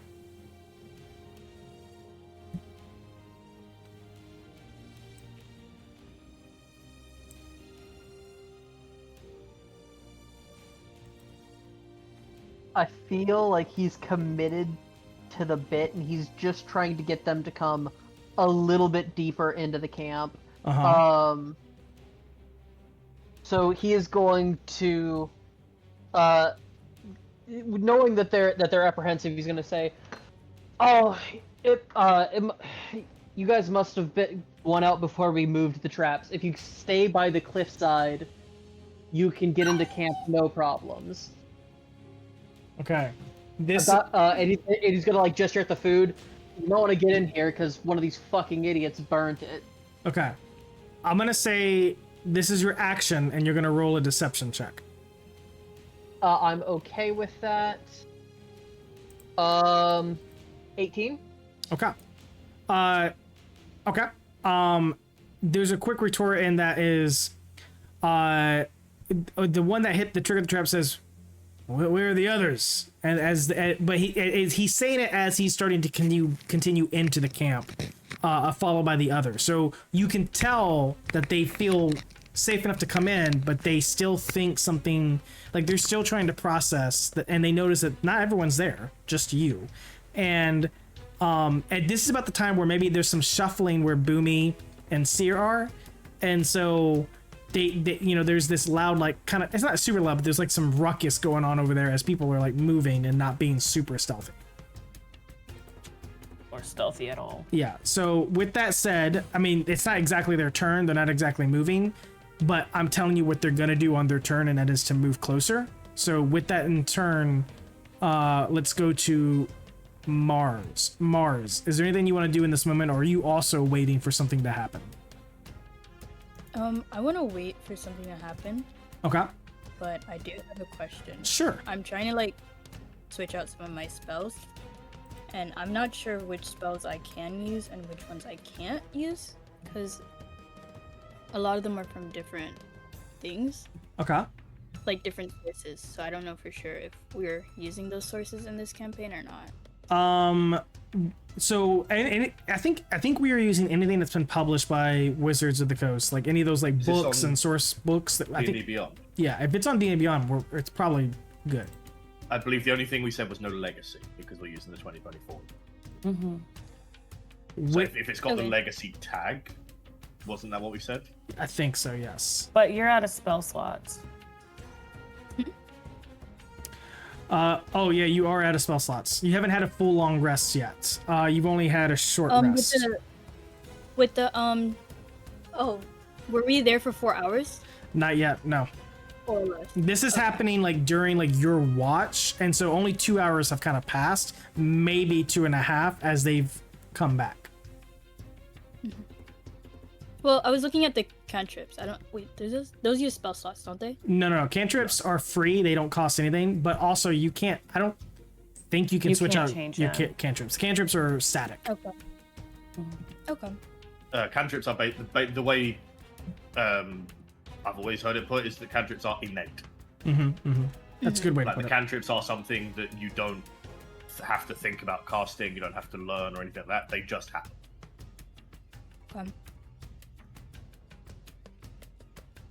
Which is I'm just why a gonna lot wait of them now. are Okay. relatively simple. Fair enough. If you want to hold an action, here's some advice. You could hold a. I'm looking at your cantrips now. Concussion is 60 feet. Oh no, my cantrips are not those ones Oh, okay. because I was looking at them. I wasn't Gotcha. trying to switch them out. I was just looking at them. That makes On sense. actual roll 20, those are my actual ones. Gotcha. Okay.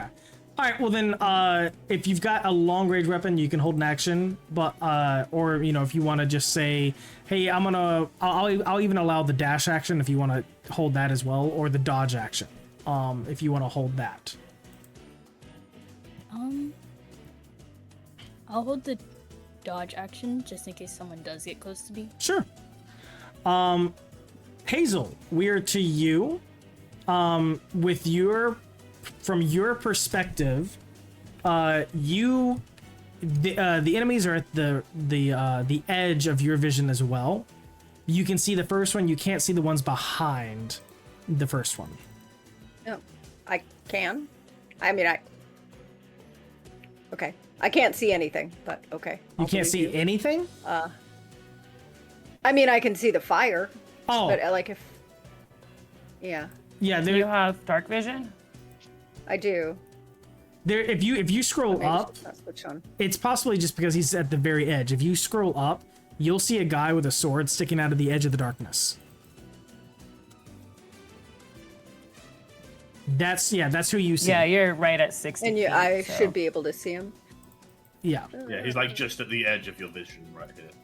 Oh, I see. Okay. Yeah. I'm gonna stay where I'm at, and I took a crossbow off of some of these dudes, and so I'm just gonna ready an action for if he makes an attack on Ondine to fire. Okay, fair enough. Are you proficient with that weapon? No. So no, it's a simple weapon. I am. Okay. Good. Okay. Cool. Yeah, it is their turn. Okay. So on their turn, we'll say about 30 feet. So 5, 10, 15, 20. And we'll say this guy stops here within 20 feet of his movement, and they all move 20 feet up as well. How many traps did you put over here, Ondine?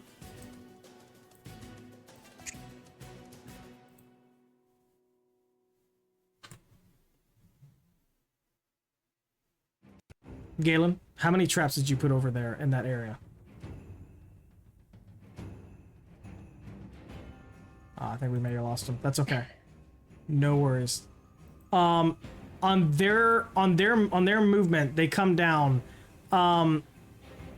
There is one of them is more hesitant than the rest of them, and we'll come to that in a second.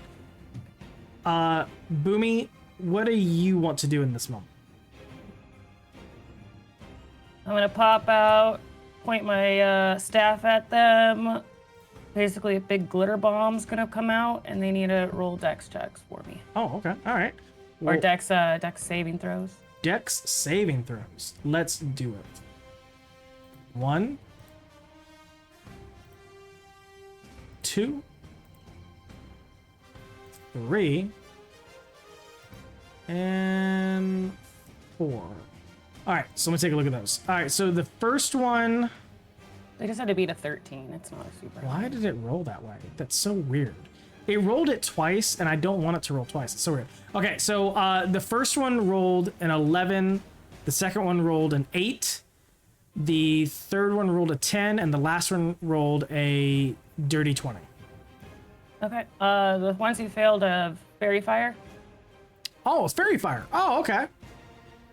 Yeah, glitter bomb. Glitter bomb, yeah. All right, I have a token for this. Let me go to my animated tokens. I love using my animated tokens. I know, they're so cool. I need to get them.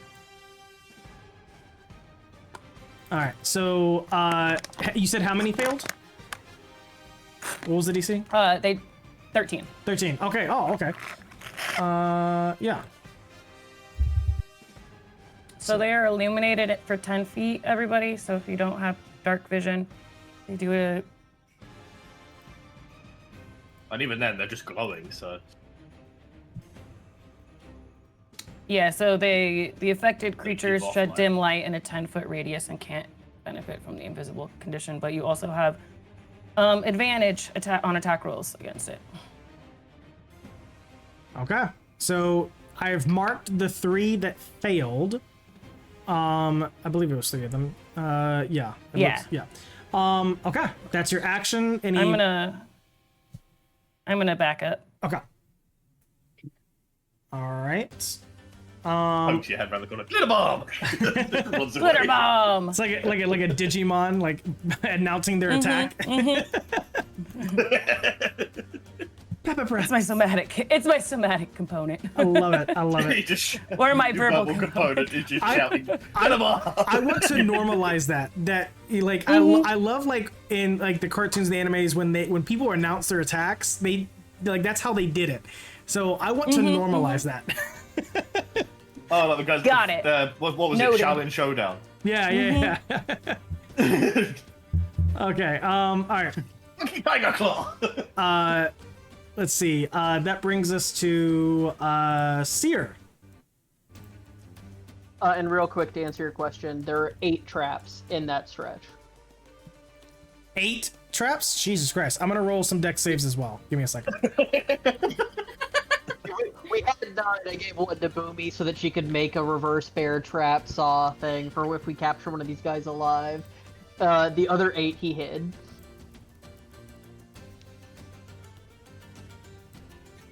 All right. I'll take the first roll.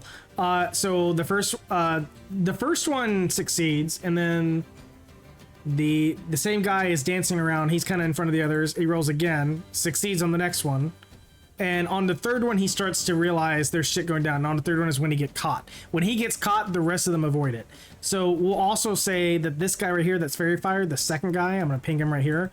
He is currently restrained and trapped. I'll put a token on that for that. Okay.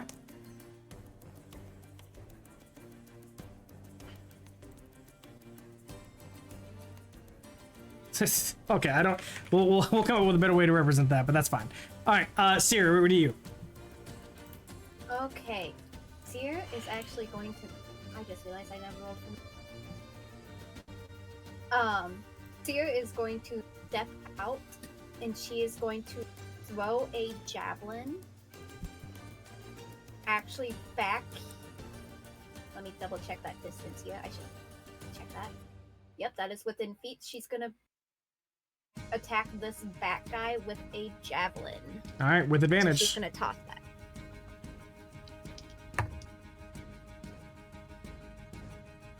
That would be a 22.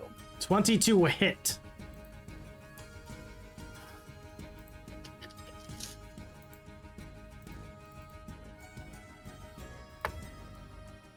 That's 7 damage. 7. That's pretty good. Pretty good. Pretty good. Considering it's my max, yeah. You said it's 7 damage. Okay. Yes. Yes. That's gonna make that a okay. All right. That's your action. Anything else? I think she will go back just a little. Whoop. Okay. She'll go back just a little bit. All right. For those of you watching and for my players, we're gonna do a bio break once this combat is done. Just putting that out there in the future. All right. That brings us to Kaz.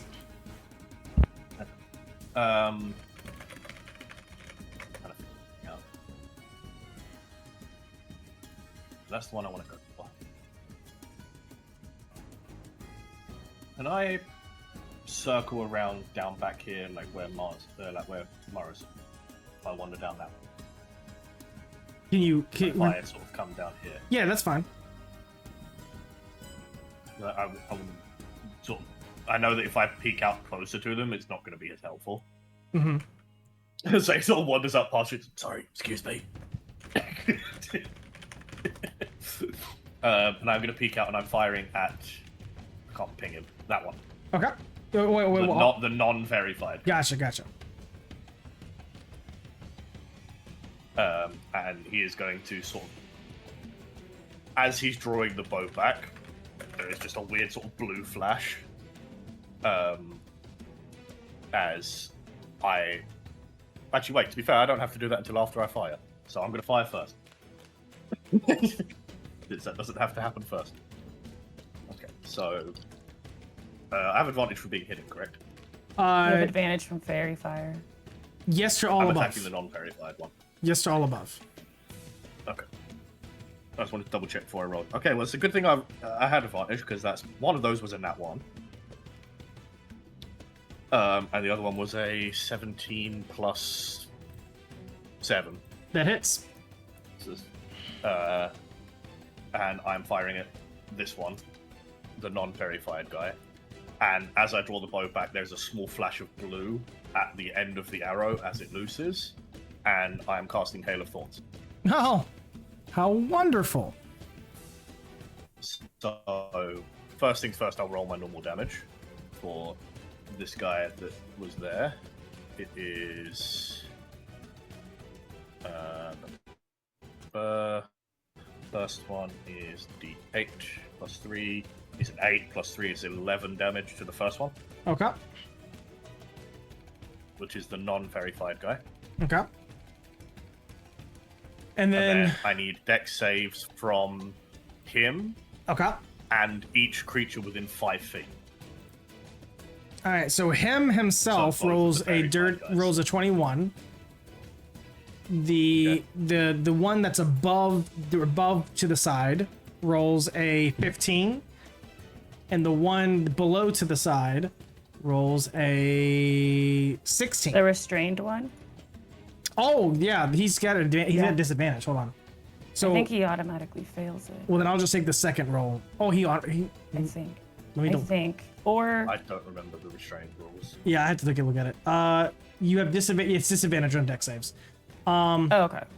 So I rolled. For some reason, I'm rolling twice. I'll fix that later. I'll just take his second roll, which was a failure because it was an 8. So he's the only one I think that fails.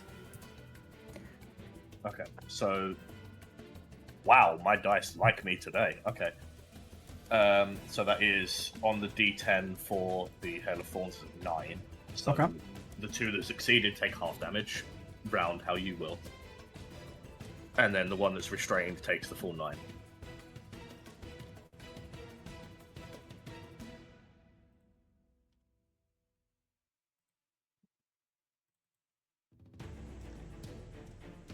I think that's everything. That's bonus action for the spell. How far did I move? The one in the back is dead. Okay. And then I have 5 feet more of movement, so I'm just going to tuck back in behind the tent and re-hide. So in summary, what's happened so far is glitter bomb, sparkle dust. Everyone is lit up for the most part. There's one person that's lit up and caught on a trap. You've got hail of thorns raining down. One of the individuals is busy tending to a wound that was just suffered, and it gets peppered with like these thorns and these arrows until he just falls, slumps over, bleeding out on the ground. That'll bring us to Ondin. Ondin, things have taken off. What would you like to do? Things have taken a turn.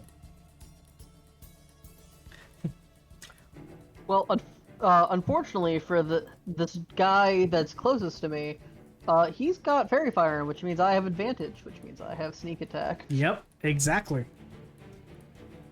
That is going to be a my brain was not mathing for a second. 17 to hit. That hits. All right. That I will. How? I'm assuming he's not like badly hurt yet. Correct? This dude has not been touched in terms of HP wise. Oh, perfect. In which case, I'll put the math on it. And that's going to be that's with my dagger, so that's going to be 10 damage. And then I'll take another with technically that's my offhand. But then I'll use my rapier to attack as well. That is an 18 to hit for 9 damage. He's dead. You as you dash up to him and attack him twice, very, very quickly and swiftly, you see the horror on his face as he realizes it's not a companion he sees, it's some dude wearing his companion's fucking face as he dies to 2 stab wounds. It's just the god. And Next. as you get done stabbing him, he slumps down to the ground, coughing and just dying out. It's not an instant death. He's slowly dying out. And as you look down at him, the face starts to slip, and as it does, you look up at the others, and the face falls, and your face shows completely bloodied, and they look in fucking horror at what they see.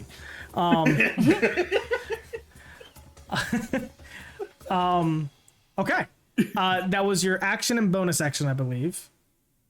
So I think other than movement, I think, which I'll let you move on your own. I'll pivot to. One that just looks at the other guys. Oh, now I need another face. All right, Mars. Things have popped off. What would you like to do? I'm gonna move right here. Maybe? Okay. Yeah. I think that's within my range. 30 feet of movement. And Yeah. then I'm gonna use I'm gonna use poison spray. Ooh. Okay. I think it's a save on my on part, the team. right? Con save. I think it's Yeah. okay. I think it's con. All right, so that's Let me double check. sure. I appreciate that. I wish I had the encyclopedic knowledge that it's an Ange attack. has. Oh, it's an attack? Oh, okay, yeah. Poison spray is an attack. Yeah, go ahead and roll that baby. Which, by the way, depending on who you're hitting, is going to be at advantage. So if you hit the guy with the sword, 15. 15. Well, which one are you hitting? It has a 30 feet range. Right, but you can only attack one person. So which one are you attacking? Yeah. Fairy fire. Okay, so roll just for shits and giggles. Roll again because you have advantage.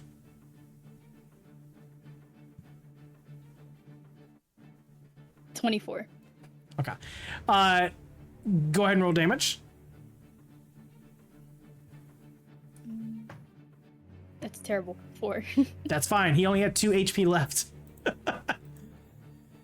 Woo! All right, that leaves one individual left who is not restrained and not fairy fired, but they have been wounded a little. So you come up and with very limited spells, like you're kind of resorting to your cantrips here. You're still trying to recoup from the battle from earlier in the day.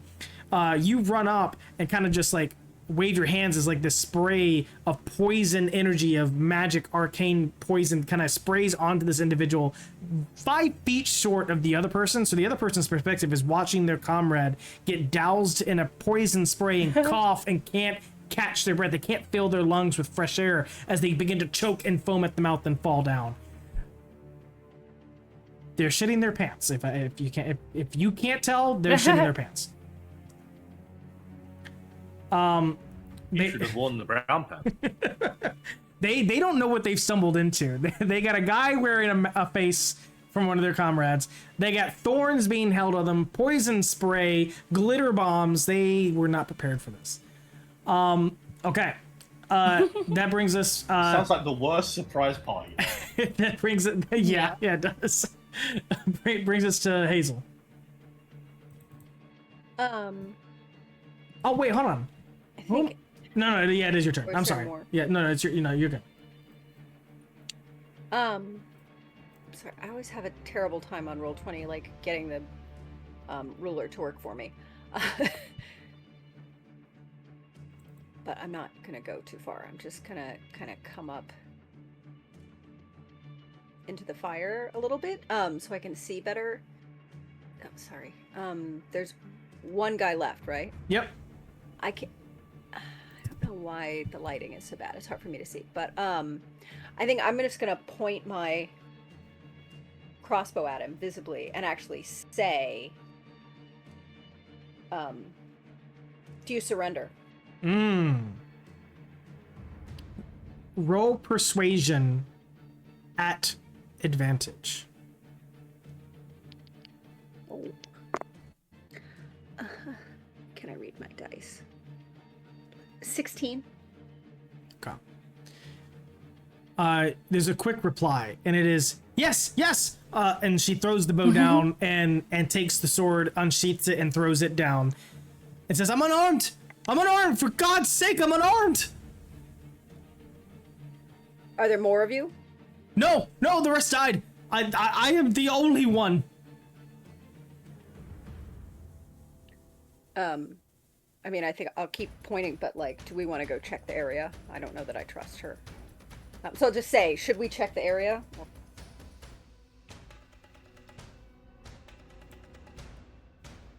Check the area. Well, I guess we've got alarm. You've got the alarm spell set. So. Yeah, they should still be. Do we think this is all of them? Do we believe her? Did you do an insight on her? Yeah, can I? Rumi's not somebody else? insightful, so. Yeah, Can I also do an insight? Yeah, anyone can roll insight if they want to. Yeah. I'm just looking at this situation, and Kaz just like pokes his head around the corner and just, whether or not we believe them, are we accepting the surrender? I just want to know what she knows before we kill Rumi's her. more Okay. insightful than me. Do I have to accept I the have a surrender? +0, but I got a 15.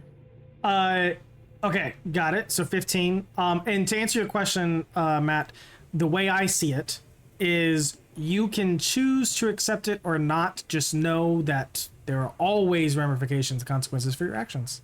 Oh yeah, he's asking the group like, "Are we accepting this?" Or you know, you asked if they surrender, they surrendered. Do we accept? They might be. We're just questioning them. Yeah. So the only insight. Did anyone else roll insight other than Boomy? Give me your numbers. I also got a 15. Hazel got a 16. 15, 16. I rolled. I already know I'm not gonna know anything because I got a 5. Okay. I Okay. got London 8 was dirty like- 20. Okay. Ooh.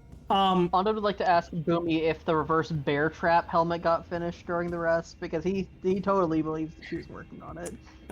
Oh no, sorry, Andin. And she's not gonna look at you the whole time because your face is gross right now. I'm not wearing the mask I anymore. Charity Just came blood- back. I didn't have time to finish that.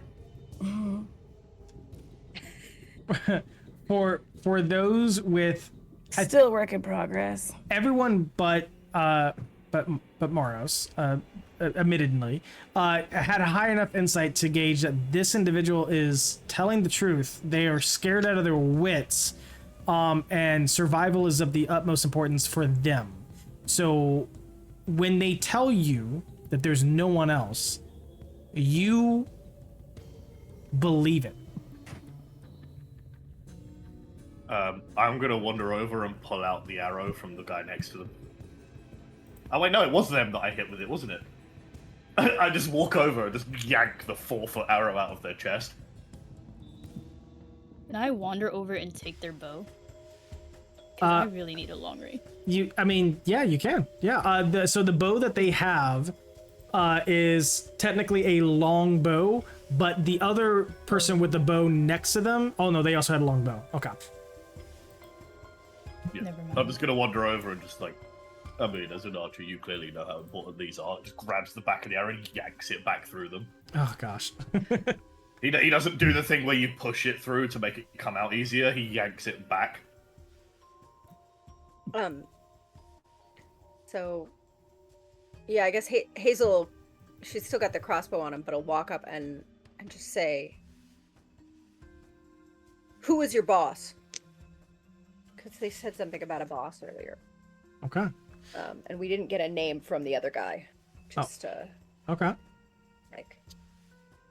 All right. So with that question in mind, we're gonna go to a bio break, and when we come back, we'll answer that question. So for everyone playing, for everyone watching, I'm gonna give us like 5 to 8 minutes. We will return and continue from this point on. Awesome. Cool. See you in.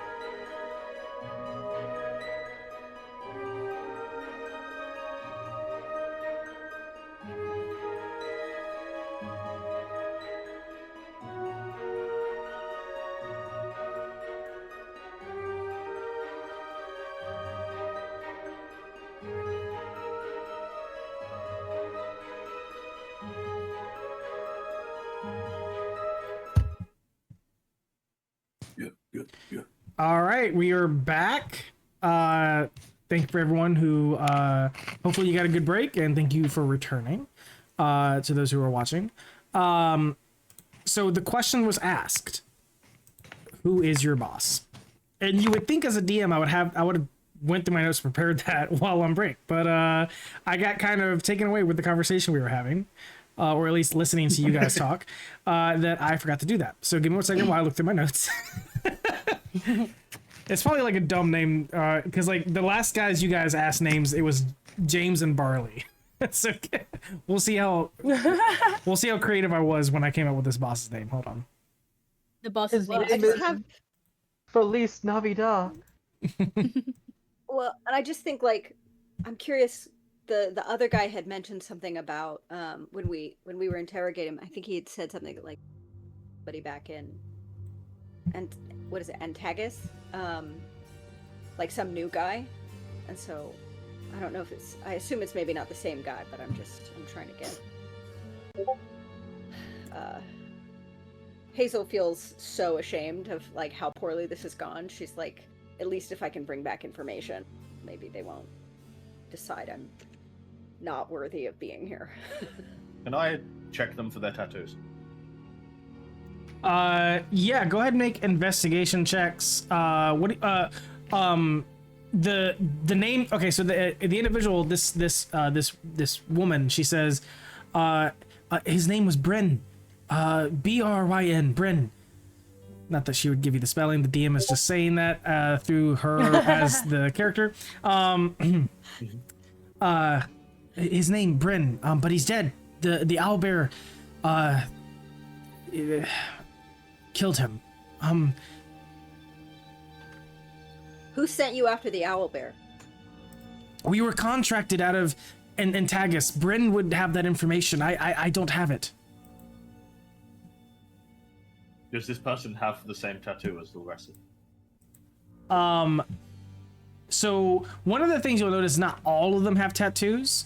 As you're perusing like the dead and the corpses, about half of them had a tattoo that resembled the Felbrand Syndicate.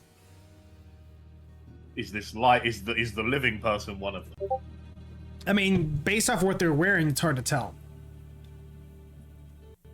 I just sort of lean not down, strip them down. very very over, like, stature, sort of leaning directly over them, so they have to look straight up. Okay. Do you have one of those tattoos? Yeah, you point to one of the tattoos, and she says, "No, I don't have that tattoo. It's not a requirement. Some people just get it." He sort of narrows his eyes a little bit. You're lucky. And he turns and walks away. They're talking to him. Can I check the bodies for anything interesting? Yeah, go ahead and roll investigations. And Kaz is going to go back and sit back down by the fire. I got a and 12. Since we spent the time solving the cipher earlier, I'm just going to say that now he goes back to finishing it. That makes sense. Okay. 12. Okay. So with the 12, you find the surface level things you find are, there is, how many? There are 2 leather armors and 1 studded leather armor. There is 3 short swords, 2 longbows. Actually, I take that back. I'm sorry. 2 short swords, 2 longbows, 2 scimitars, 2 light crossbows. Where is it? On the person that is living, who's still alive, well, actually, before I get to that, the amount of arrows you guys find for the longbows, there's about, altogether, there's about 14 arrows for the longbow. For the for the light crossbow, you find 4 bolts on one and 7 bolts on another. I know I'm making you guys do math in the middle of all that. I should have just added it for you, but I felt like I needed to tell you who shot more. I don't know why. So that's the surface level you get things you guys find. But on the one that's alive, you find like a satchel of coin. There is 24 gold in this satchel. There is they have a camping bag, or it's not a camping bag, but they have a bag of something. I have to look at the descriptor of it. I think it's like an explorer's pack or something like that. So they have an explorer's pack. There is no,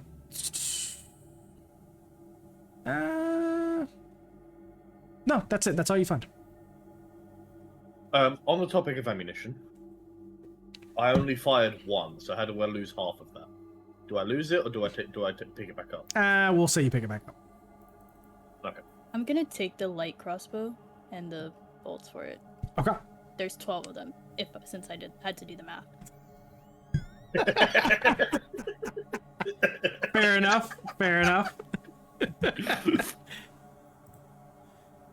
That was not supposed to be snarky. My bad. No, I loved it. I loved No, it. that's the best part. Oh, that's getting clipped.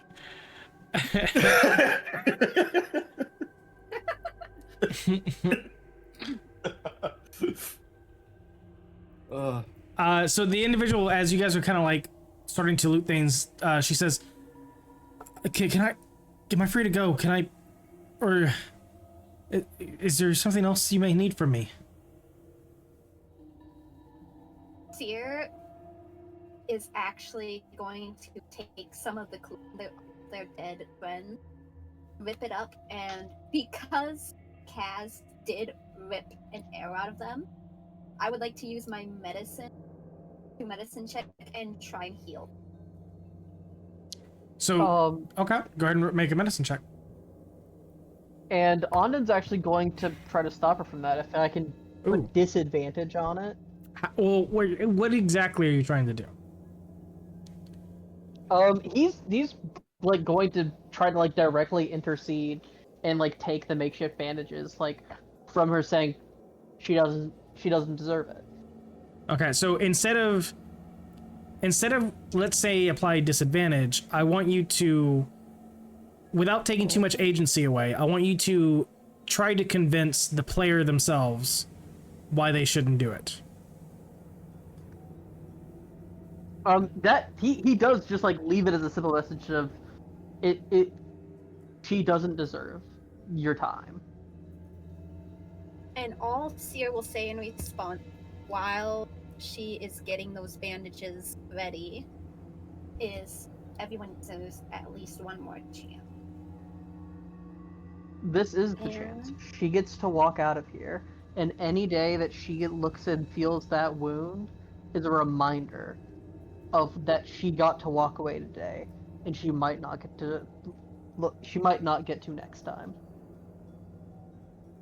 Well, and Seer is going to start bandaging. That is a natural 20 with a +3, so a 23. Okay. Are we taking her back to the guild with us? Yeah. If somebody floats that, Ondan is 100% on board. Yeah, I was thinking even if we did let her go, it's not going to be right this second because I don't want to let her go, but we've checked out. And so actually, I think if No. But I do think Hazel's maybe a little vindictive, and so Is this person bound if yet? Seer finishes up, then I think she's going to pull her over and put her back in the cage where they kept Hazel in that car. I don't think they're Yeah. bound up though. Well, no, but I mean, I think Hazel is going to go put them in the In the cage? what's that? If Yeah. we're going off to go and Right. try and find Oh, this if it's- owlbear situation, do we want to leave them behind in the cage, or would we rather take them with us? Well, it's still kind of the middle of the night, so I guess I was just thinking. Oh, No, until the let's morning. finish yeah, our For now. rest. Yeah. Yeah. Yeah. As Kaz just sort of looks up from the book, just goes, Because okay. Boomy, can I borrow you for a second? Yeah, sure. What's up? Are you any good with this? And he sort of turns it around and like you can see that he's working through the cipher, but it's just he's very slowly getting through it. I could take a look at it. I wasn't amazing at puzzles, so I've made some progress, but like I don't know, you're smarter than me, so Yeah, I could give it a. I could give it a. I could check it out. he just sort of hands the book to you. Yeah. Drag the person into the cage. So there's some camaraderie being built between Kaz and Boomy over the ciphers as you guys narratively are starting to help each other figure it out. Players have figured it out, but the characters in this moment are kind of going through it. Sierra, you bandage up the poacher, and then Maros, you put them in. I think it's Maros. Yeah, you're putting him in the cage. Hazel. Yeah, okay, you and Hazel put him in the cage. They don't resist.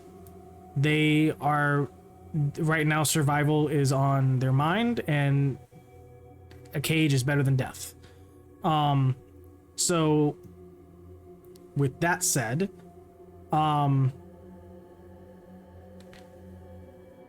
what else?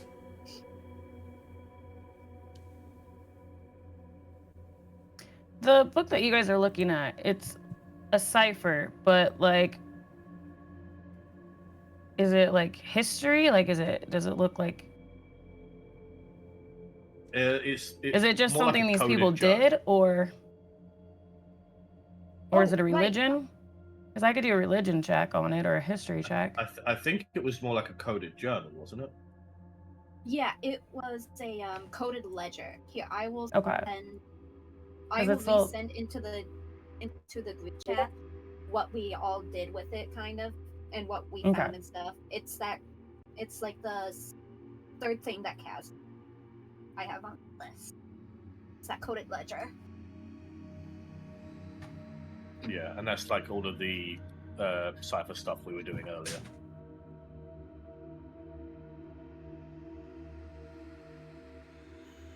There we go. How long did this fight last? Honestly, it was a very quick fight. I would say no more than 12 or 18 3 seconds. rounds. Yeah, 12 to 18 seconds. It was a quick turnaround. We just walk. They're all just walking into camp like, You good? No. Ah! I think that was about it. Yeah, we pretty much did just surprise them with traps, and then boom you with the glitter bomb and everything else. We kind of just We basically jumped made them in a back everything- alley.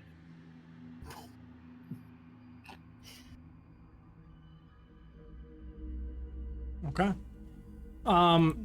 So with Is this old runes? This old runes make the best nest creatures drawn to them, like flies to rot. So, but the old magic sunken into the stones. Is that what one of them was? Yes. There's so much in the chat right now. Okay. Yes, sorry, that's one of them. That was the That's- third one or the last one Yeah. that I. We did post them decipher. in like the Discord thing so that oh, that's smart. I like that it's idea. like all there instead of Yeah. Yeah, can someone? scrolling through the. Yeah, you guys can put it in the guild I- chatter or recaps. Probably better the guild chatter because recaps I want to try to keep as just recaps. Yeah, if you can we do? Can you create a thread and put it? Ooh, I like put it that. in the guild chatter so that it's just like Very right smart. there. Cool. And if you guys you deciphered it, then There we go. I just did it. There we are. All 4 parts, or Yes, all 4 parts. I even got where we translated them from, and where what we translated them. blessings upon your house.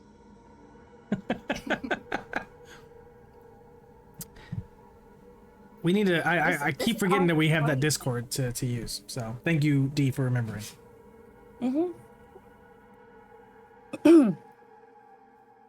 Yeah, you say blessings. to Does me, but anybody that's know all- what any of this? I mean, black dragon and old ruins. That mean anything to anybody here? That is a good question. Does that mean anything to any of us? Do you want us to roll for that, or? Yes, roll Can I history do like an arc? Okay. or Arcana. It'll just give you a different perspective. Can everyone do it, or? Oh yeah, for sure. Okay. No, I'm just reading the words. Just curious. You said history or arcana? Yeah, I would say. Umi's still waking up. She doesn't know anything. History, Arcana, or in this, I'm gonna throw it out there. Religion. Any one of those three you can roll. It's just depending on which one you roll is gonna give you a different perspective. Okay, I'll stick I with have. The religion, I got a 21. So hold on, let me write this I out. have no bonus to any of them, so let's see how this goes. With Arcana, I got a 19. I still got a 19. With religion, I got a 14. Well, all of them are the same, so I got a 19 on all of them. All of them have no bonus. I just got a really good roll on the dice. Then just choose. Let me know because it's gonna matter depending on what information I give you.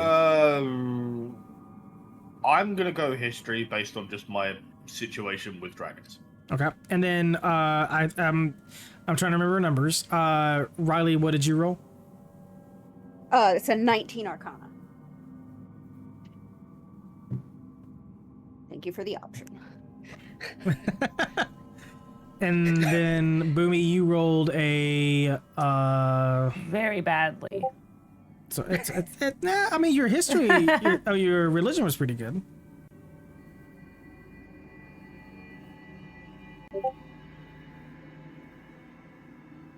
Okay. All right, so the only person committing to history with a good roll is Kaz. So I'm going to start there.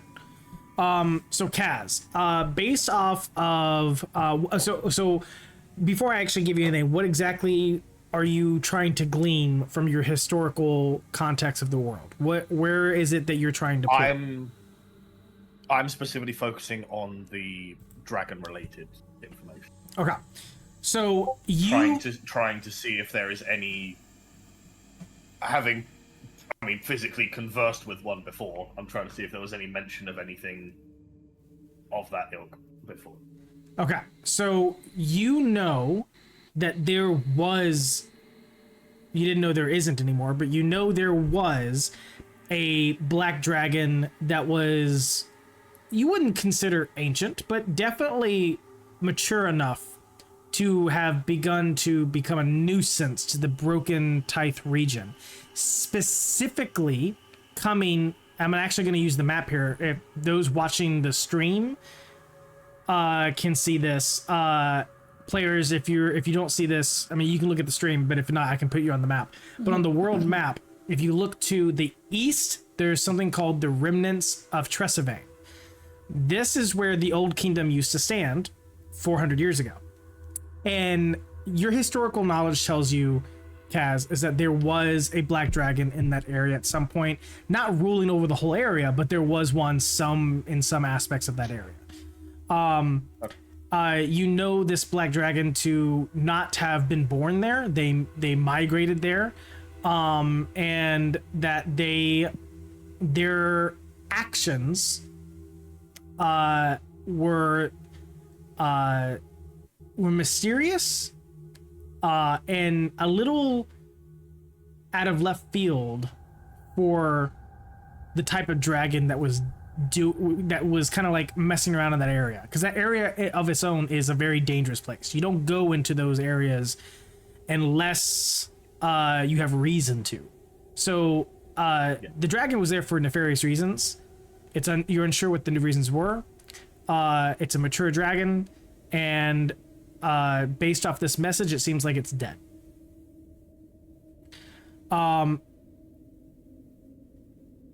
Okay. And then That's your history. For those who rolled religion, actually no, I'm gonna pivot to Arcana. Riley, you're the only one that committed to Arcana with a 19.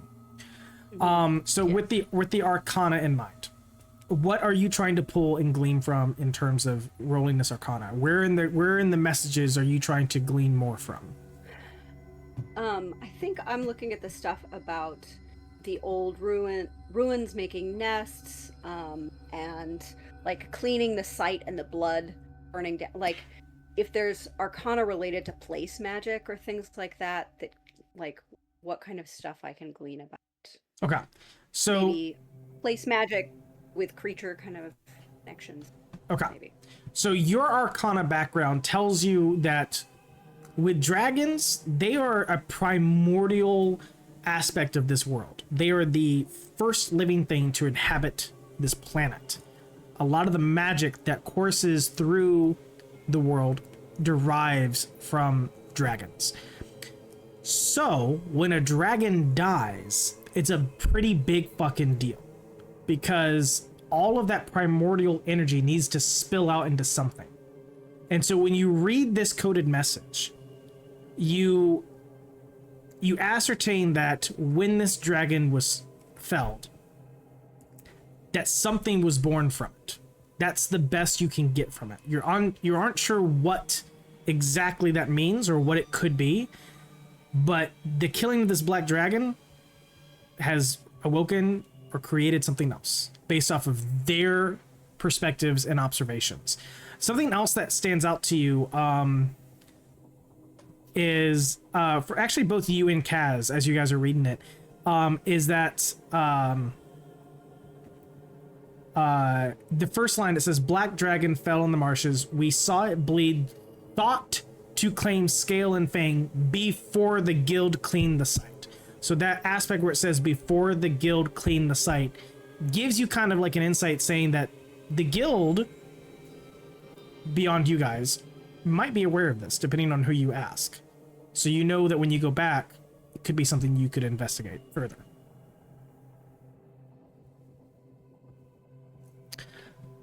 For the religion, which is Seer, Maros, and Boomy, all three of you rolled decently well. The aspect that the dragon went to this part of the world, the old remnants of the Tresavane kingdom. In religious history, the Tresavane kingdom honored a religion called the Seven Pillars. When the Tresavane kingdom fell, the pillars fell. It is argued and debated about which fell first. Was it the kingdom or the pillars? And the seven pillars represented the seven different gods that were worshipped at that time. But this dragon has gone to this area after the fall of both of those things, the kingdom and the seven pillars. So what, religiously speaking, would that dragon want from that area? That's the question that might burn you up. When I speak of the seven pillars, because you guys rolled history, what I mean is, let me look at my notes, because I think I went over this in session 0. We just haven't really gotten into it. I think this is the first time that has kind of come up for us. Let's see if I can find it.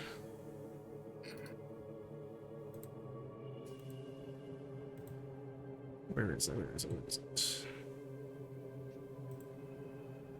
There it is. There are the seven pillars.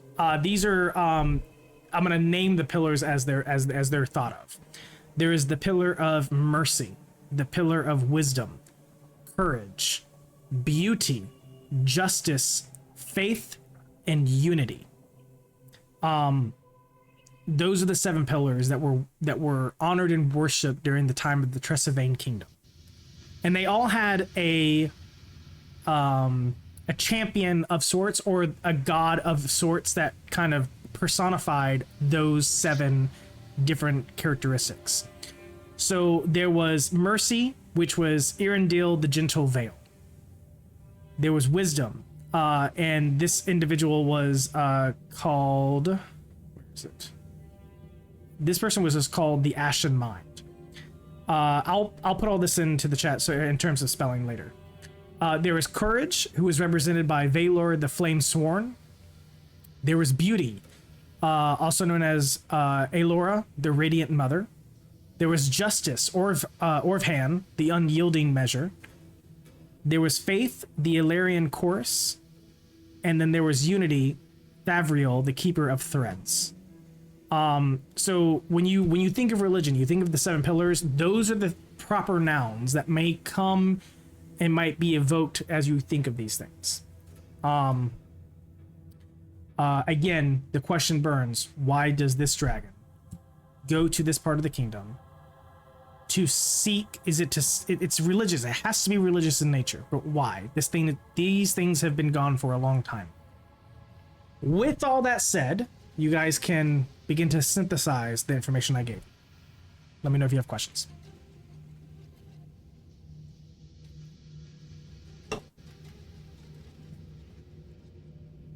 Why would a dragon have to so be drawn to the sites and the pillars fell?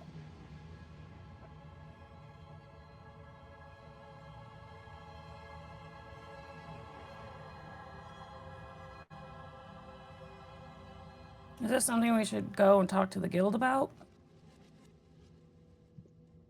I imagine they probably have more information. Yeah. I mean, I've hypothesized all day, but I don't think it's gonna. I mean, either way, we need to go and confirm this owlbear situation in the morning anyway. What's Before the we rest of head our back. mission that we have to do right now? Well, we were going to try and either kill or get the owlbear to Subdue. bugger off. Well, he's dead Well, now. Yeah, We but could should take Well, the, they say it's dead, but we have nothing to prove that we've done the job to the guild yet. If we go back and just say, "Oh, it's done," they're, okay, can you prove it? No. we could take Monster Bait over there to lead us to where the owlbear was. They said that they didn't collect it yet, and we can collect from it. They've got a carriage here. The prisoner's name. They don't get a name. Oh, okay. I love how no one's reacted to me saying that. Where's the owl bear at? I look to the lady in the cage. She says, we left it in its cave, in its den.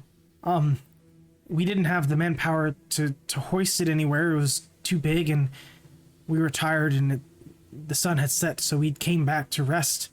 We were gonna go back in the morning to harvest what we could take from it and sell. Who are you selling it to? I don't have the contact, but it's someone in Antagus. Hey, Boomy, I have a weird question. Are you Shoot. any good at sharpening things? Is that a thing you can do? What do you want sharpened? And he just sort of pulls out the dull hand axe that we had at the beginning. It would probably come in handy if it was able to actually chop things. I don't have a sharpening stone. I don't know how to sharpen anything at all. I use pokey weapons, whether that's a melee pokey weapon as he points to the rapier, or a long-range pokey weapon as he points to the arrows. Onden, do you know how to sharpen things with a stone? This is my third day in the woods, guys. I mean, I'm assuming that I don't need a proficiency to just know the basics of weapon care. I mean, it might depend on the weapon, depending on how, I would say the martial weapons maybe, but simple weapons, no, not really. Yeah, he's absolutely just going to look around for any earthenware or any suitably mid-soft stones that he can use to just run across it. Kaz is just like, I have never had a need for an axe, so I have no clue how to take care of an axe.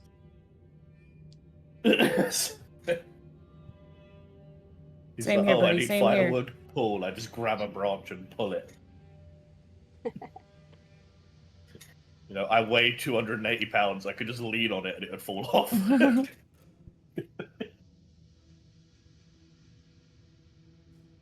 At which point I'm sort of going to hand the axe on. We might need that for the owlbear's head. Oh, you guys are really into decapitating things. I mean, to be Well, fair, I mean, if we're going to prove that the owlbear's dead, I imagine that the metal on the bear trap is probably harder than the axe blade. So I'll just use a bear trap to just like start sharpening away at it. Sure. Yeah. For the owlbear in general, if you want to find a way to, I mean, you could definitely decapitate the head. I'm not gonna stop you, but you don't necessarily need to do that. You could just bring back claws, feathers, beak, some of the more defining characteristics instead of just lopping off a head. maybe pelt. Yeah. Okay. I was just thinking, like, feathers wouldn't be enough, was my thought, because Oh, we yeah, could yeah. just easily have picked up feathers that had fallen off. Yeah, I mean, yeah. If you can get like a mix of the defining characteristics, yeah, that's fine. Yeah. At which point he just sort of looks at Under and is like, okay, we may not need it for the owlbear, but we might still need it for, wood.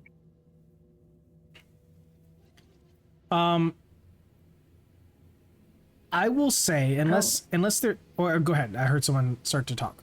Oh, I was just gonna say, Boomy wants to go back to bed. Yes, I was gonna say, unless there's anything pertinent, we can say you get this long rest in. I know there was one more watch in, but in terms of the actual encounter that was planned for this evening, which you guys already knew about because I told you that these guys were going to come back at some point.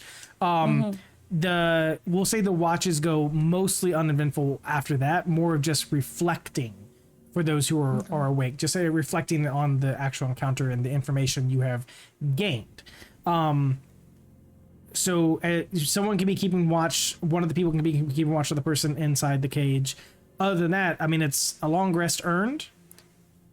We can say with the map that you guys have, you guys can easily traverse to the cave to find the owlbear, the deceased owlbear, to claim proof that it's been dispatched.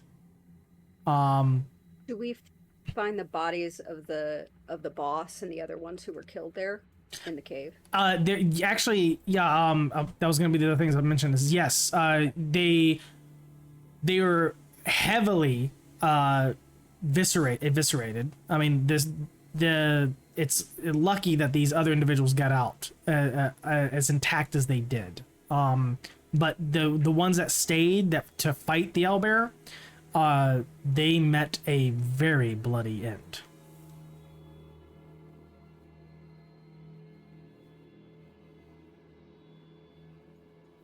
What happened to that baby owlbear? We let it go. Remember? Hopefully, it Yes, didn't try to it's- go back home. Isn't this its mama? I assume. Can we check the sex of the owlbear? Make a nature check. And also, Do like, any see, of like, us know maybe the if way there to are, do that? or like, The nature check will well- inform us, I guess. but also like maybe if there are multiple nests in here, or like an extra large nest. It's like there were two owl. If any signs that there were two creatures living here instead of just one. That's a big old 5. 5, I got a 15. 16. I got a Okay. 15. 16, 15. Okay. I don't know what part of this owlbear I'm looking at. But it's You're like looking for teats. You don't know why. It's just for you that just makes sense. It's part bear. yeah. So It's just not that part. the for the 15, 16, you guys, even for the 5, for anyone who didn't roll, one of the things that's kind of overt is that there did seem to be some kind of nest. I mean, it's not like it was hiding its nest. There's a nest. For those with the 15, 16, you see in signs of broken shell and remnants of some kind of life within that shell, but it's no longer alive. So the sign here is that in some kind of scuffle, eggs were broken that could have been hatched at some point in the future. There are bones scattered, which means the owlbear and whatever was living with the owlbear was there for a while, because you find bones scattered everywhere, buried, sticking out. This was definitely a den for sure that it inhabited. The gender of the owlbear was female. Do I hear a baby owlbear? You Can on the I heard a cat. yeah. With regards to the collecting of the trophies and stuff, can I pluck every feather? So I'll say that, I mean, you can pluck a lot of feathers. I mean, it's there's Okay, a lot. I just want some for fletching. yeah. Plucking every feather, you'd be there for a while. Yeah, fair. It's doable. It's just, does everyone want to wait on you? I am not Confidant gonna are wait all about while it. you pluck a bunch of feathers. Would the I'm just like- beak Sorry, would the go beak ahead. of the owlbear count as like proof? Yes. Okay. Well, someone else would have to cut it off. I have nothing. So you've contributed what you can. Hey guys, maybe we should get that bit. Alden is absolutely like ready for us to just take the entire head rather than just the beak. Oh It's a better looking trophy. no. I mean, Just I take don't the- necessarily disagree, but I don't think we need that, and it's quite heavy. What does the body look like of the owlbear? Like, is it That's a even? point, actually. Yeah, how mangled is it from the combat? So yeah, from the wounds it suffered, all the wounds are either slashing or piercing. These poachers weren't using anything that was bludgeoning, so nothing is broken in terms of bones or beak or anything like that. But there's a lot of arrows that were used. So you see a lot of either arrows on the ground or sticking out of the body, mainly along the broadside of the owlbear. On the abdomen, you'll find a lot of either slashing or stab wounds that are larger than what an arrow would have done. So it looks like, I mean, if you're Batman analyzing this combat situation, that you would wager that during the attack, the owlbear would rise up, slash, and then the moments where it rises up to slash, that's when the poachers would come in and do quick stab abdomen attacks. So it seems like they knew what they were doing. They were coordinated. They just weren't strong enough to deal what they needed to do before they died. At least the three that were there. Do any of those three have the tattoos? Yes, all three of them I'm did. taking them. Okay. Yeah, I think Hazel's checking the bodies for like paper or any other like notes or information. Oh yeah. Go Guys ahead. is, like, trying to cutting the find tattoos the off. name of like who contracted, right? Because she said their boss, Bryn, whoever Can Bryn I was, explore the would den? have known. Yeah. Can I So explore the den? yeah. So both of you roll investigations. You guys want Can to I- Is that me, I'm or is gonna. that those Can I two? give guidance to Maros? Go ahead and give. Yeah. guidance to Maros. Okay. I'll give I just like the guidance idea to- while I'm sat there cutting the tattoos off, you just come over and start checking the pockets, and I was like, oh yeah, I probably could have done that. That's a 12. Okay. Hazel. Oh my goodness. Sorry. 14. Okay. 12 and 14. So the gist of what you find on the bodies. Let me go ahead and pull up their stat blocks real quick.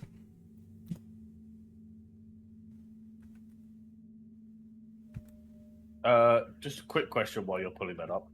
In total, how many tattoos would I have had? So 3 from just now, and from before there was 3 plus 2 plus, I'm trying to think of what the number was the last time. I'm gonna say plus another 3, so a total of 8, I think. He's gonna make his own blanket. So You think that's gonna be big enough for a blanket for him? You keep collecting tattoos, you'll find enough. He might be able to make a sock, a singular sock. In a day. Here are some interesting things that you find in your investigations. You find another set of studded leather armor, if that matters to anyone. You find one studded leather armor. You find 2 leather armors. You find another light crossbow, this time with 2 bolts. You find a scimitar. You find another longbow with 11 arrows. A short sword. And then one of the individuals, this kind of like the bigger individual, who has like this very straggly beard that was not well kept, and like a bandana that tied around his head. He has a pistol with. Can I have it? That was so fast. You find a pistol proficient. with about 4 shots worth of ammunition. But yeah, I mean, you can take that obviously. You also find a satchel of coin. There is 53 gold and 17 silver in the satchel, and this is found on the guy that had the pistol. But you find some like papers and whatnot, or like parchment, and that's kind of scrolls rolled up in like a side satchel on the guy that had the pistol, but there's a lot of blood that is soaked through, and so a lot of it is unintelligible. And basically what the DM is saying is your investigations were not high enough to find anything of value outside of what I've given you. I Can wasn't searching the bodies, prestidigitation I was get the searching blood off? Oh, okay, hold on. I heard prestidigitation. What else? What happened? Oh, I was just gonna try to with prestidigitation, clean the blood off the like parchment. That's a fair question. Let me take a look. Instantly cleaner soil an object no larger than 1 cubic foot. It's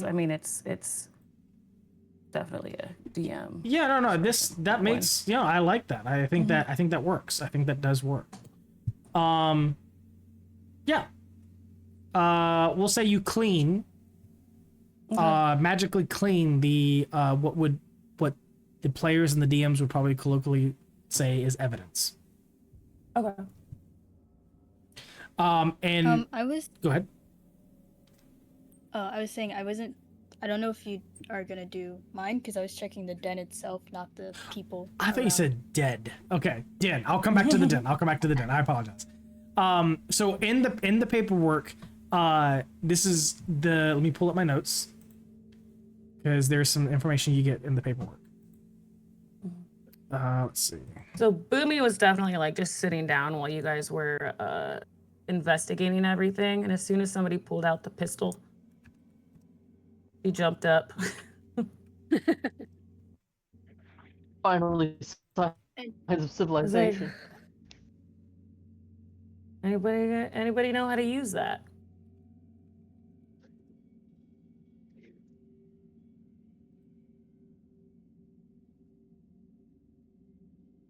What type of pistol is this? Is it like a black powder pistol?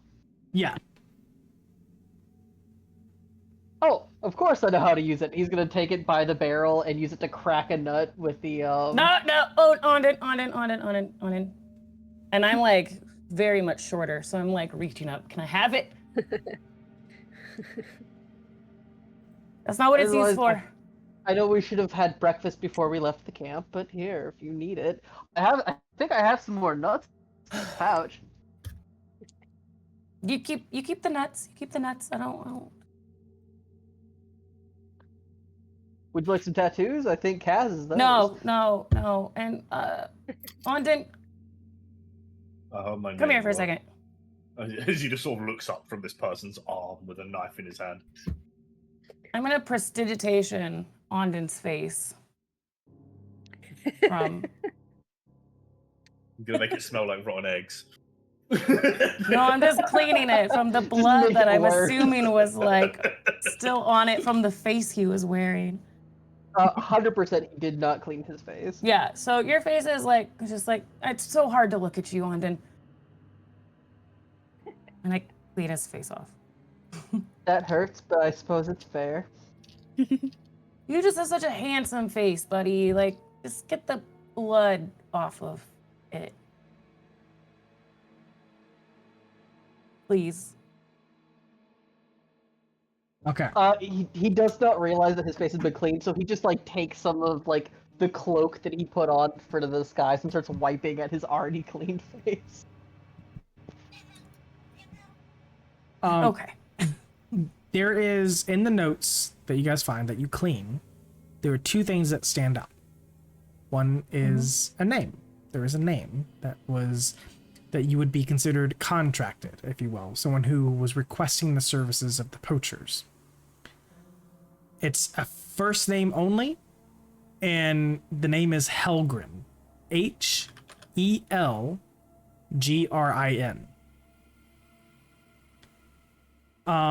And it seems that the second thing that pops up is the purpose for why Helgrin had reached out to the poachers.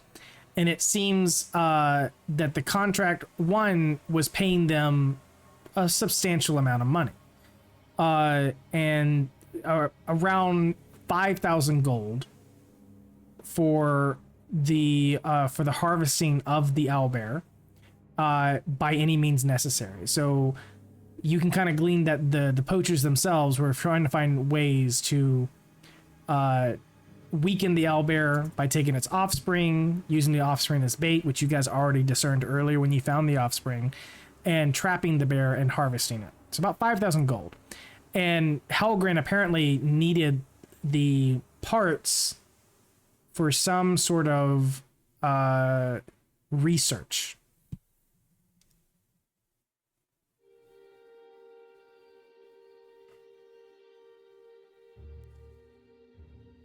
They're using the parts of the owlbear to do research. Mm-hmm.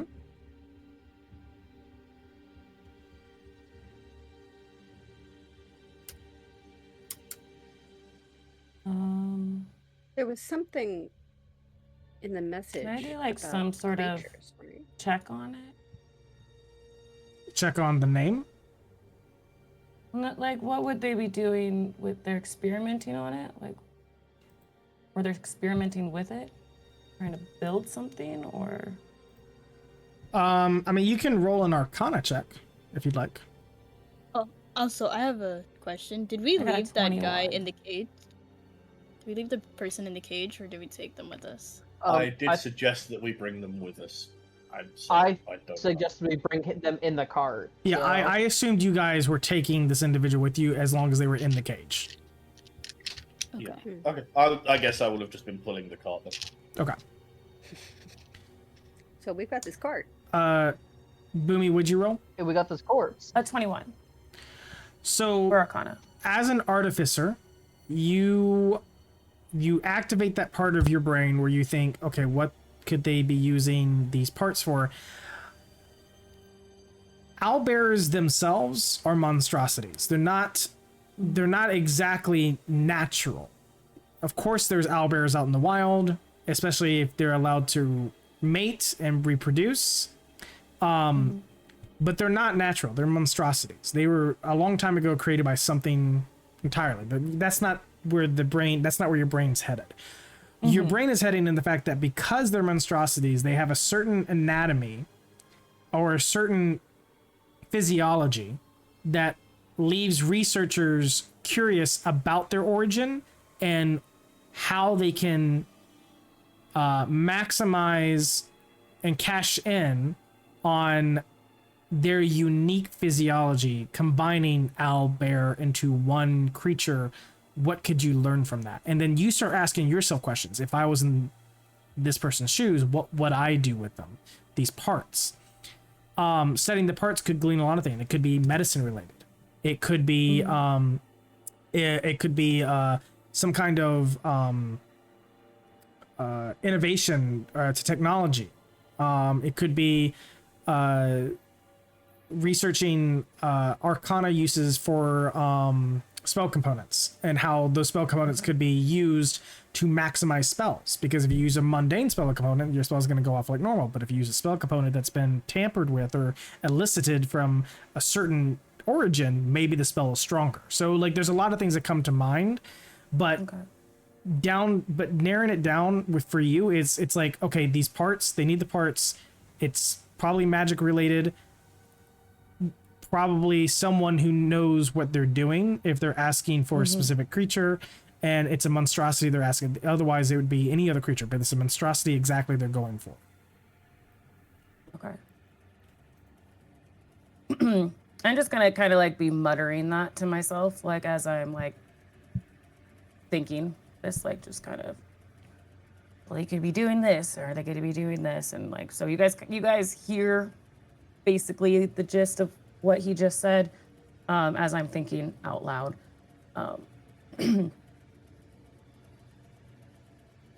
But basically I just discern that it could be used for a bunch of different magical things, but the person who wants it has to be like of a specific, like a talented spellcaster. That You kind could of do it. I don't do magic with creatures. I use science. For the den searching, Maros, you other than what you guys have already found, there doesn't seem to be anything of value. It's just it seems like the owlbear had lived here for a long time. There's definitely evidence of that, which we've covered. There doesn't seem to be anything buried or hidden here. The owlbear wasn't like hoarding anything. About the best you can guess is that there is the den it's in is not just a hole in the wall. I'm sorry, not a hole in the wall, but it's not just like a dent into the wall. It's more like it's a cave. It's a cave cavern, and you could go spelunking if you wanted to, but that's about the gist. I mean, you go on a separate adventure if you want, seeing how deep this cave goes, but there's nothing else of value really beyond that.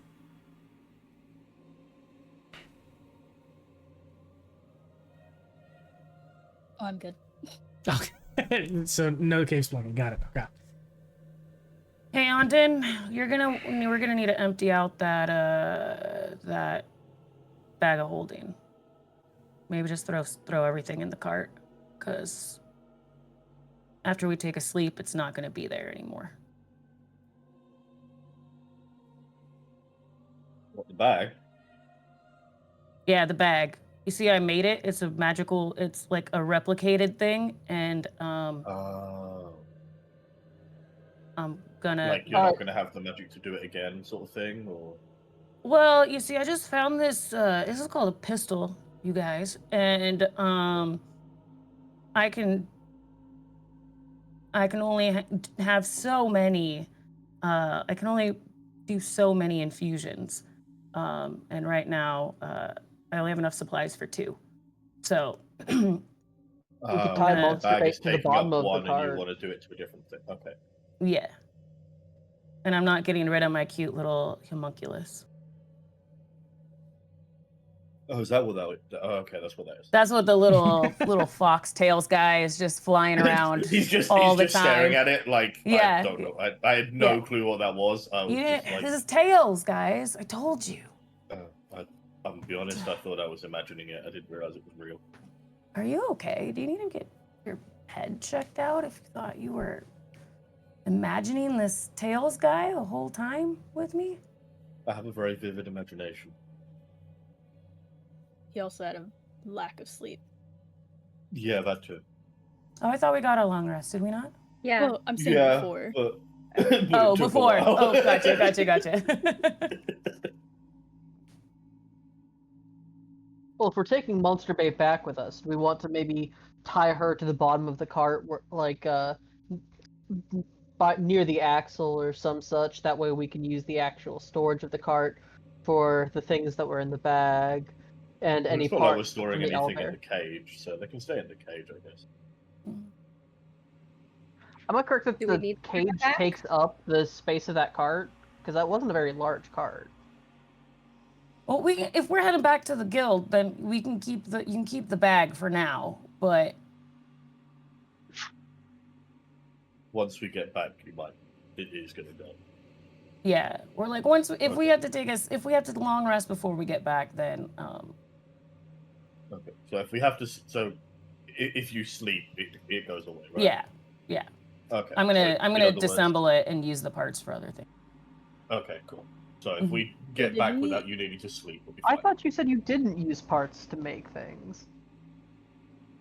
What? No, it's like Not monster mechanic parts. stuff. Yeah. It's just material. Yeah, but I had to make it.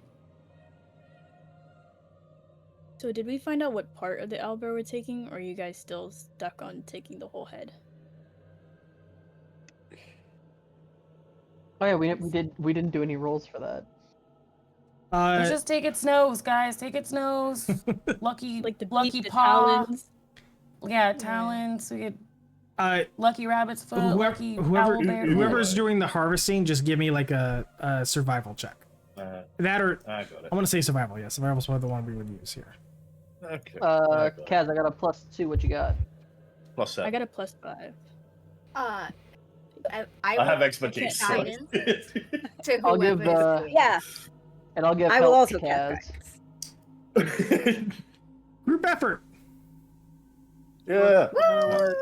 Teamwork. Wow. So Okay, it's a that large is creature, so a very large number. 30. pretty decent. Pretty fucking decent. So 19 plus 7 and a plus 4 on the guidance.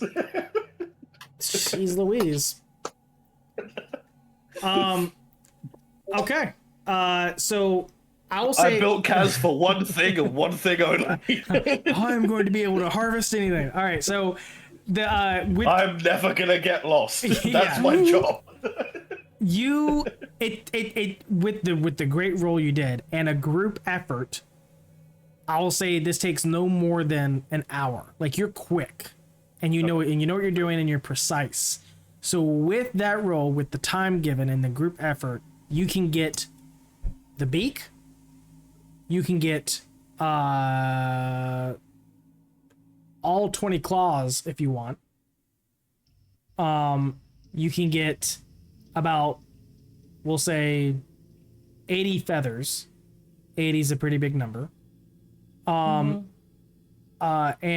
I'll throw in an eyeball.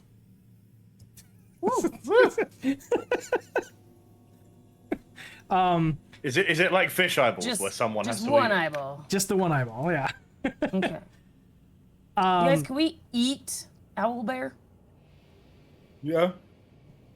You have to cook it like really fiercely because it could have parasites and stuff if you don't cook it hot enough. But I mean, it's Plus a the fact that monstrous. renders It's it a out monster, fries right? the I meat don't from it. know if we should eat monster. it's kind of the Wait. same as bear. You just have to cook it really hot so that it gets rid of any parasites. I think Hazel feels Kaz- weird about eating it. Kaz, She'll if just you eat a take good bit. Yeah. Hey, Hazel, do you got another one of those things? Yeah. She'll definitely be like, good berry, good berry. Yeah, I'll take. Kaz, Maybe if you needs take a- straws, can Maros get like 2 of them? Yeah, you're welcome to. So to clarify, there were 20 claws, so you wanted 2, yeah? Yes. Drop that to 18. Sia would also Uh, ask for just Sorry, go ahead. So how many? I think I Sia heard wants you a could claw ask or for something, but I talon. didn't hear how many. Gabs, how much you want? just one. That was all. Okay. All Sia wanted. She just wants one. Yep, go ahead. I just wanted to clarify because I didn't hear the number part of that sentence. That's the only part I missed. You guys want to do like Yep. inventory stuff like after? I've Yeah. already got them all. I think we can do that during the in-between. Yeah, Yeah. in the Excel sheet that I gave you guys, there's also like a group inventory. Like it's not like it's differentiated, but you guys can be able to see everyone's inventory if you use the Excel spreadsheet. There's a group inventory thing on D&D Beyond. Ooh, Yeah, they Party have the inventory. I did not know that. Use whatever. Use whatever. Yeah, no, just it's brand new, so Oh, okay, it's okay. the party inventory. I need to look at that.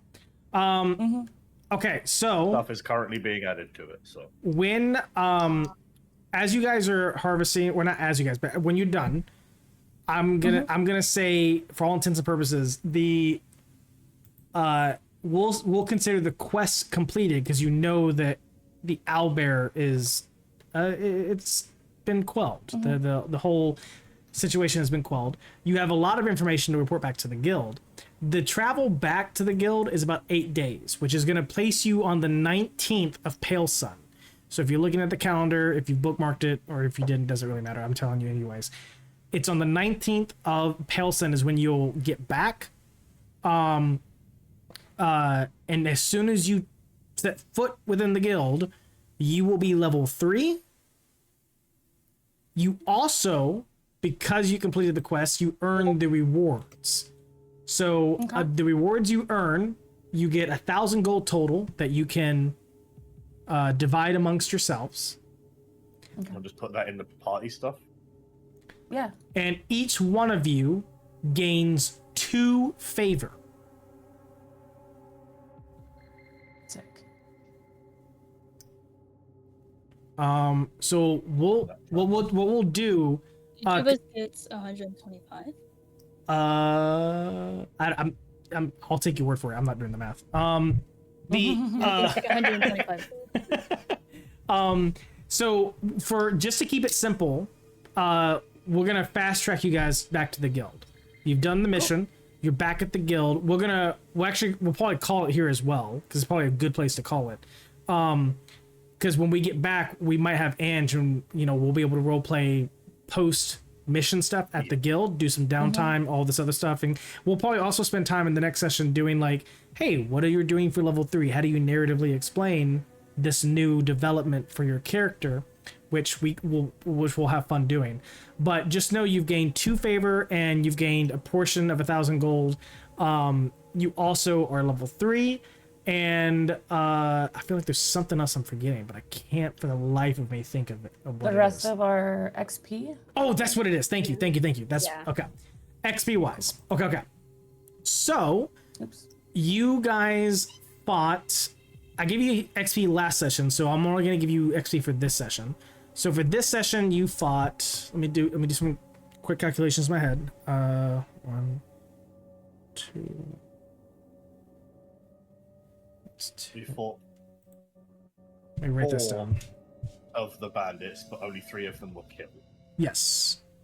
But one of them was let live. So.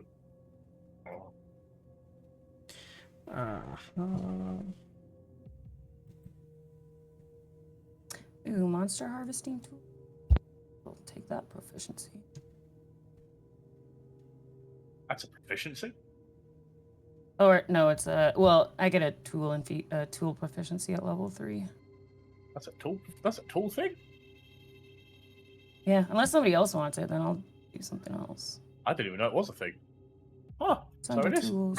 Maybe I'll do alchemist supply instead then. I feel like that's more coded.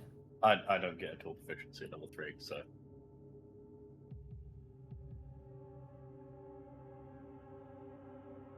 All right. So here's the math. I'm gonna give it to you guys. I've already done the math, but I'm also gonna break it down for you guys so you guys know I'm not just giving you a number. So in the encounter tonight, you guys fought against 2 bandits. A bandit is worth 25 experience. So that's 50 right out the gate. You also fought a scout, which has an experience pool of 100 experience. So now you're now at 150. The one that you kept alive, what's that? That would be 200. 250s. Well, no, because the one you kept alive is not a scout; it's a scout captain.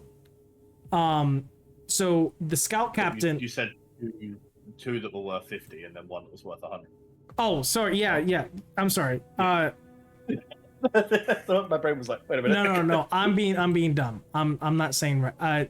The bandits are worth 25. They're not worth 50. I said 50 because I added it. Total. Okay. I don't know if the camera can see this. Like my math. Hold on. I don't know where it's at. There it is. 25. Okay. So just about. So yeah. So it's 25 plus 25, 50 plus the 100, 150. The scout captain, you didn't kill them. So you're not getting the full experience, but you did capture them. You brought a live poacher back to the guild. So that's still worth something. So I'm going to give you 500 out of the 700 experience that you would have gotten had you killed them. So I'm going to give you 500 for capturing them, bringing them back. That's right now that puts you at 650. I'm going to throw on an additional 50 to make it an even 700 because you captured a poacher and brought them back. That's a pretty big deal. That's worth some experience. So that's split between us all, correct? 700 split between you, yes. Okay. Which is what? 100 because there's 700. I thought there were 8 of us. There are 8 people. Yeah, 1, 2, 3, thing. 4, 5, 6, 7. Oh, yeah. Sorry, right. So that's about 87.5, so 88 if you round it up, or 87 if you round it down. There should be 7 of you.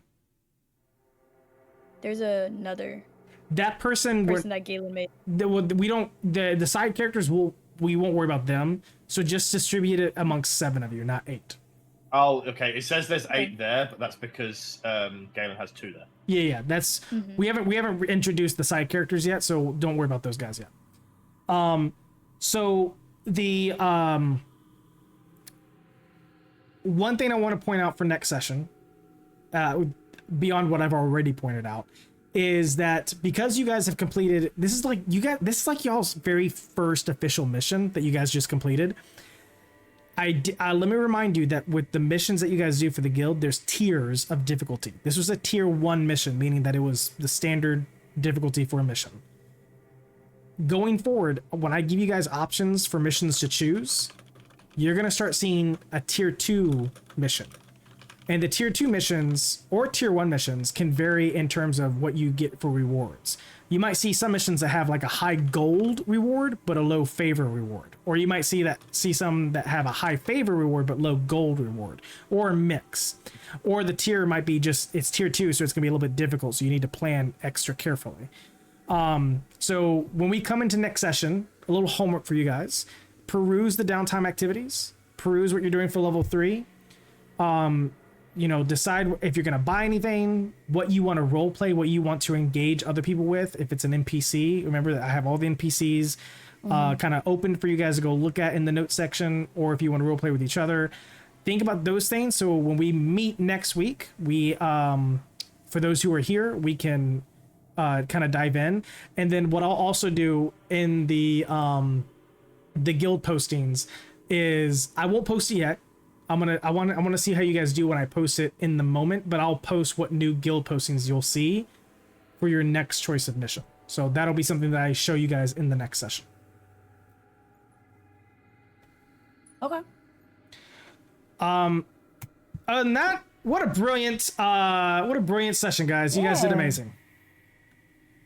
That was fun. And for those that are watching, I appreciate you taking time to sit with us and hang out, and hopefully you enjoyed a good portion of tonight's session. And our plan is to meet again next week at the same time. And in the future, for future goals, is I'm trying to get it to where the audience can be more contributory in our sessions, whether it's running polls or whatever. I'm limited to certain tech things. I think on Twitch I can't do a lot of things because I'm still new to Twitch. So, but just to keep you guys abreast, there are things that I'm trying to do that will keep the audience engaged, such as, giving you guys some coded messages to solve on your own. So I'll try to keep doing that going forward as well. But I do appreciate you. We all appreciate you for coming to join us. These videos will be uploaded on YouTube later on. I think my socials are somewhere. I'm not really too worried about it, but they're somewhere you can find them if you want to. That's it. I think that's it. I think we're good. Yeah. Do you want to raid? Yes, let's do that. Let's raid. I have a question. Let me get the raid in, and then I'll answer your question. Can Hold we on. like Yeah, we'll do do it questions? afterwards. Yeah. If you want to, Lord Gazumba has rated us during Strahd streams. Ooh, okay. I put it in the chat, just the name if you want to do /raid. And then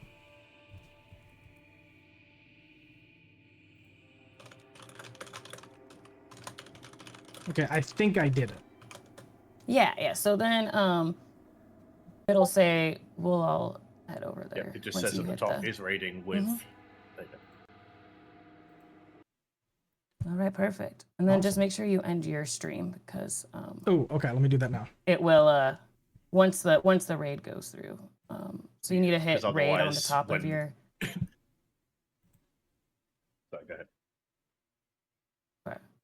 Did it work? Because otherwise, if you Yeah.